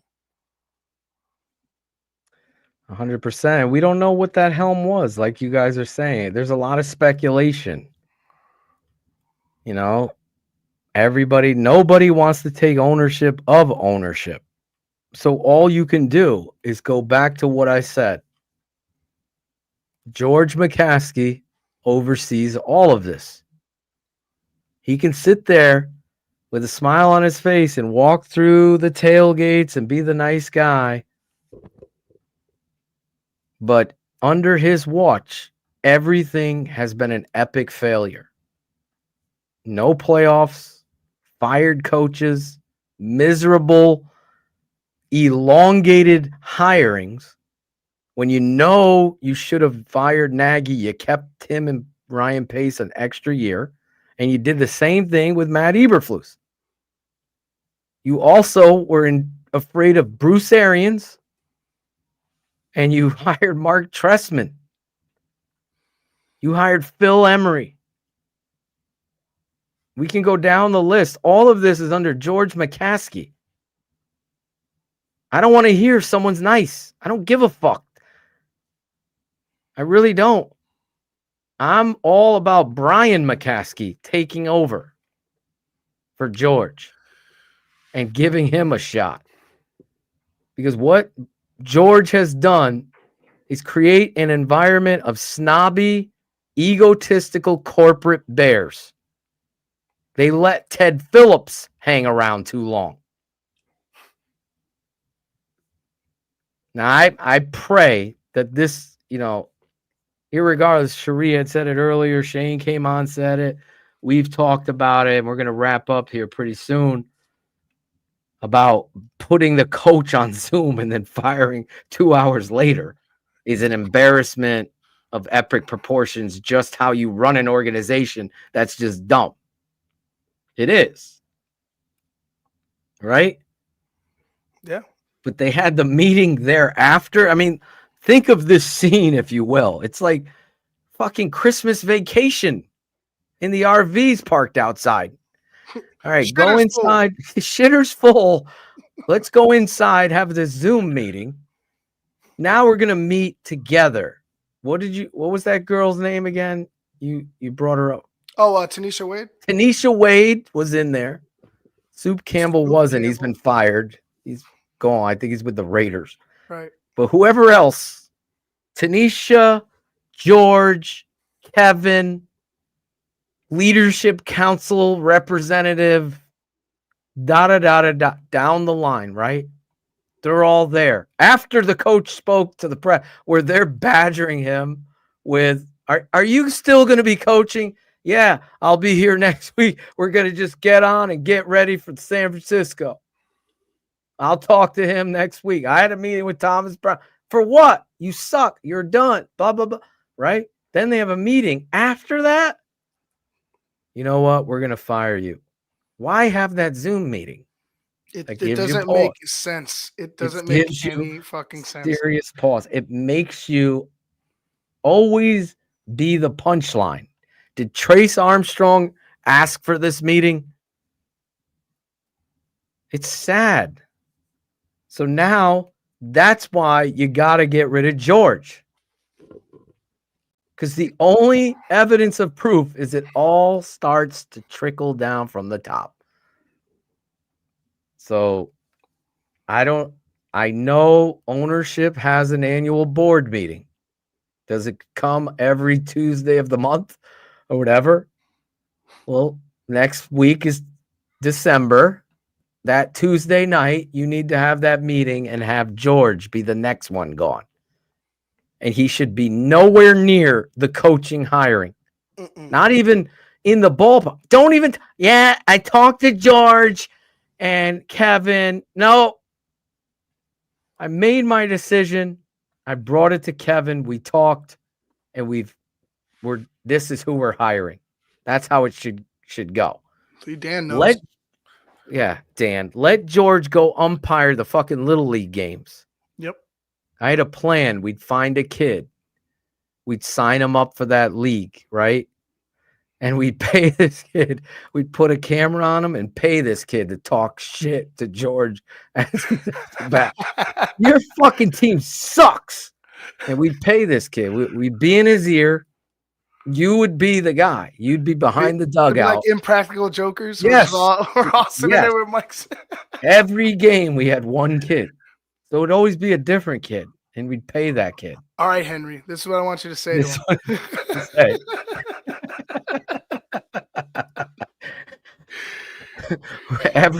Every time he went up to plate, we'd say something different. We'd have it in. We'd have to find out. Where's McCaskey umping this week? Your strike zone is as bad as your coaching hires. We would continue to go after him. You would be talking to him. Me and Shayne would be on the air. It would last about 4 weeks. I'll be in a deer blind in the tree. I'll be up sitting in the tree with a mic talking to the kid. Oh, DDP, any concerns about adding coaching duties on top? Of course. But like I said, if Thomas Brown was going to be the head coach of the Jets, we'll just throw that out there. Guess who's calling plays? Thomas Brown. If I was the head coach of the Bears, I would be calling plays. I'm not hiring no OC to call plays. I would hire an offensive coordinating assistant. I would be calling the plays. My defensive coordinator would have full autonomy to call the plays with me being in charge of situations. No, we're fucking blitzing here. George, are we allowed to fucking swear here? George, my dad lets me say fuck. George, your fucking show on HBO sucked. Your strike zone so fucking Nobody sucked. gives a shit about the fourth stringer, George. George, what's up with these fucking prices on popcorn at the fucking stadium? What happened to the souvenir box of popcorn, George? You don't even give that away anymore. You gotta pay the big bucks. How much is a beer at Soldier Field? Fucking too much. No, seriously, how I much think is it's it? like $18. 18 bucks. Fuck. Maybe like 16 somewhere on there. Yeah, something like that. Oh my God. Am I right? 18 Am I bucks. wrong? How much is how many ounces, Carrie Franklin, is on that beer? I know Carrie bought a few beers. Sean or Carrie, how much is the beer? How much is the beer? Oh, hell no, says Hendricks. HL's like, get the fuck out of here. No one has the price of the beer yet. Christ. I'd pay to watch that. Oh, Carrie, you must have bought someone a beer. Yeah, I think it's less. It's like Brandon says 12 bucks. there you go. I think it's around there. Rome like 12, says 13 bucks. 16. We're a difference of four bucks now. 12, I'm guessing at a stadium. But 18 is way over the fucking price. He was just there. It's 16. Oh, there That's we go. too high.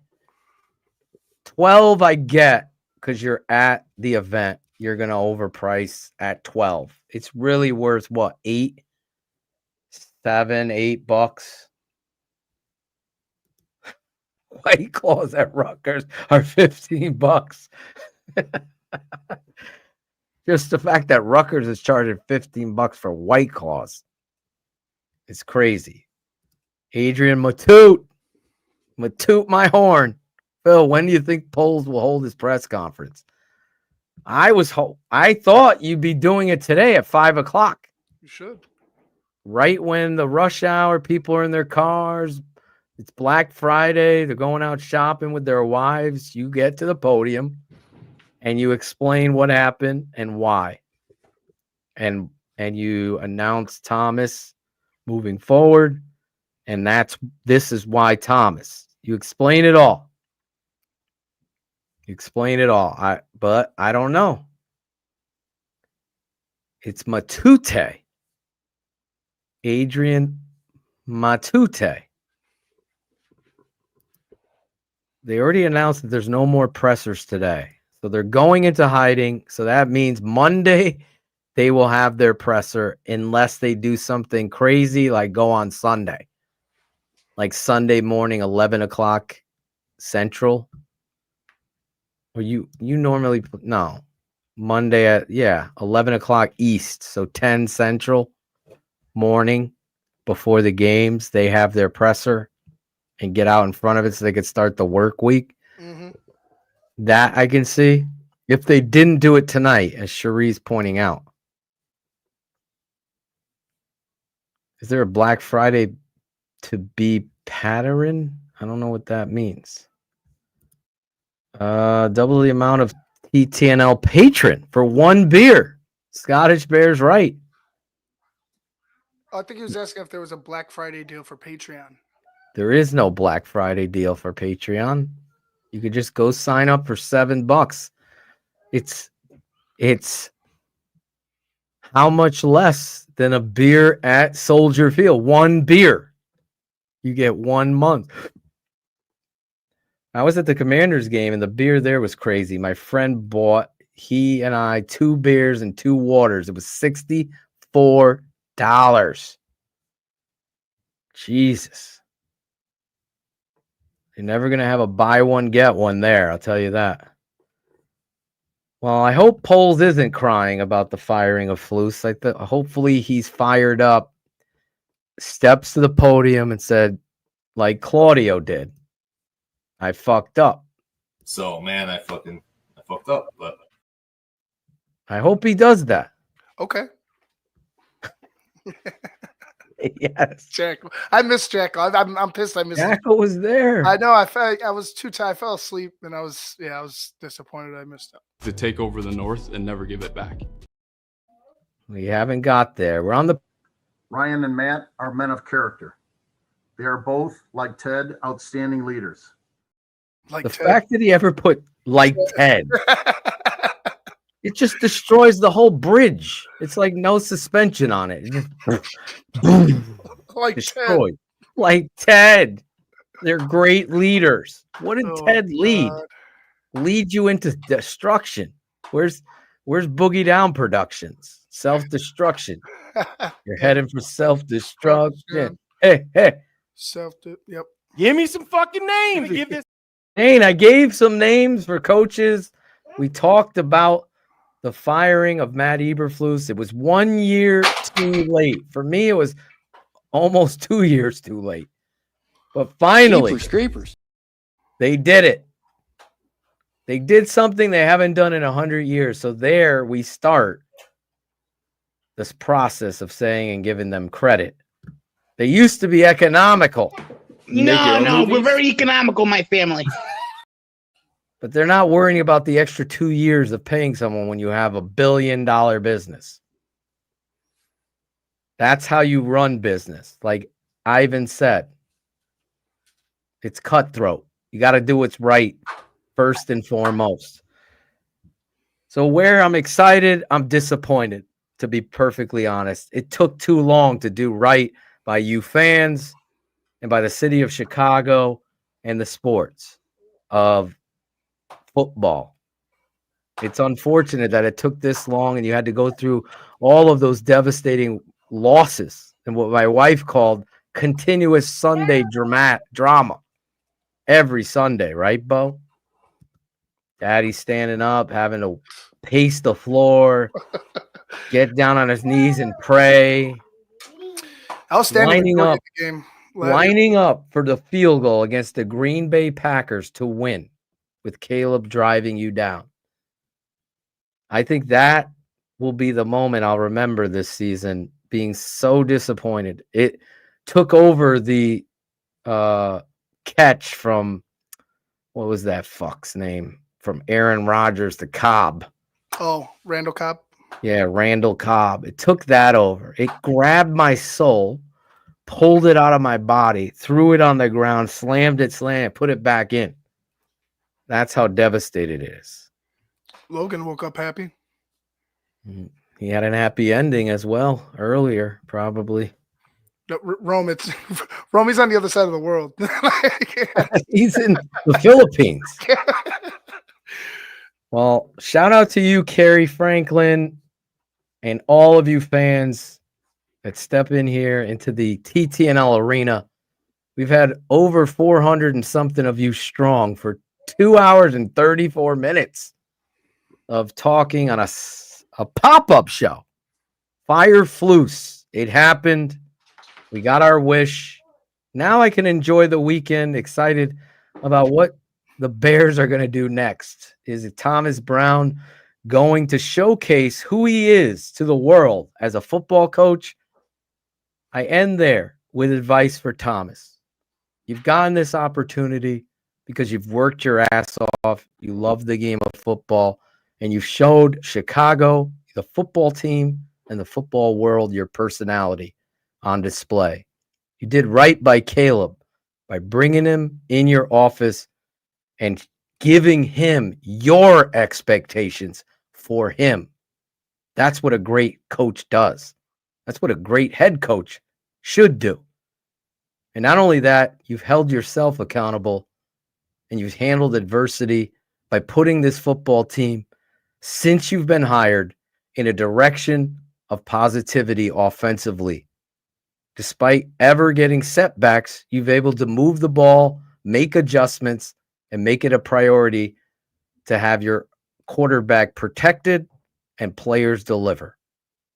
If that's not a great start for your possibility as a head coach, I don't know what is. When you step to the podium next time, be gracious, be grateful, and to steal something from a coach before this asshole Matt Nagy ever said it. Be yourself. That's what you need to do. Ivan, we end there. I appreciate you jumping on today. I love you. You do an amazing job here, doing all the legwork and setting up this show. It's a new day for the Chicago Bears now. That's all we can say. That's all we can say. Got anything to end on? No. Let's just hope that Thomas Brown, find some success. Like I said, whatever happens. You know what I'm saying? If he's the guy, he'll prove that he's the guy. If he's not, well, then we'll figure something out. So let's just hope for the best. There's hope, guys. There's hope. Yeah, there's hope again, Gary. Maybe Gary will come back and be a part of the new era of Chicago Bears football. The Tape Never Lies Network. Always holding people accountable, always bringing the truth. We'll see you next time. I haven't played this in a long time. Keeping It 100 will be live this week. Let's check this out. I hope, beyond hope, this is a good preview. Obviously, Shayne and Ivan, will be talking about. Hopefully, Jackal comes back. We'll see you guys. Thanks for jumping into chat. Thank you all for the super chats and the great discussion. Have a great day. Enjoy the weekend. Happy holidays. And we'll see you this weekend if you're a patron. Breaking down some awesome tape. We're going to do a double feature. Vikings, Bears, and hopefully we get triple feature. And hopefully we get the tape of yesterday's exciting letdown. We'll see you then. For Ivan, I'm your guy, Draft Doctor. Nope! Does NFL Network have Hey, this is David Kaplan. Be at 20 for the Bears? Exactly, Greg. Oh my God! This is crazy. I am in heaven! If the dude's a fucking pussy. Concept-wise, his run game doesn't match with his pass game. This is Matt Waldman. This is Olin Cruz. This is Paige DeMacco, CEO of the Draft Network. Rashid Davis, former Chicago Bears wide receiver. Hey, my name is Rashawn Whitfield, the footwork king. What's up, everybody? It's Ryan Nall here with the Chicago Bears. You're keeping it 100 with Shayne and Phil. Keeping it 100 with Phil and Shayne. You're listening to my guys Shayne and Phil on Keeping It 100.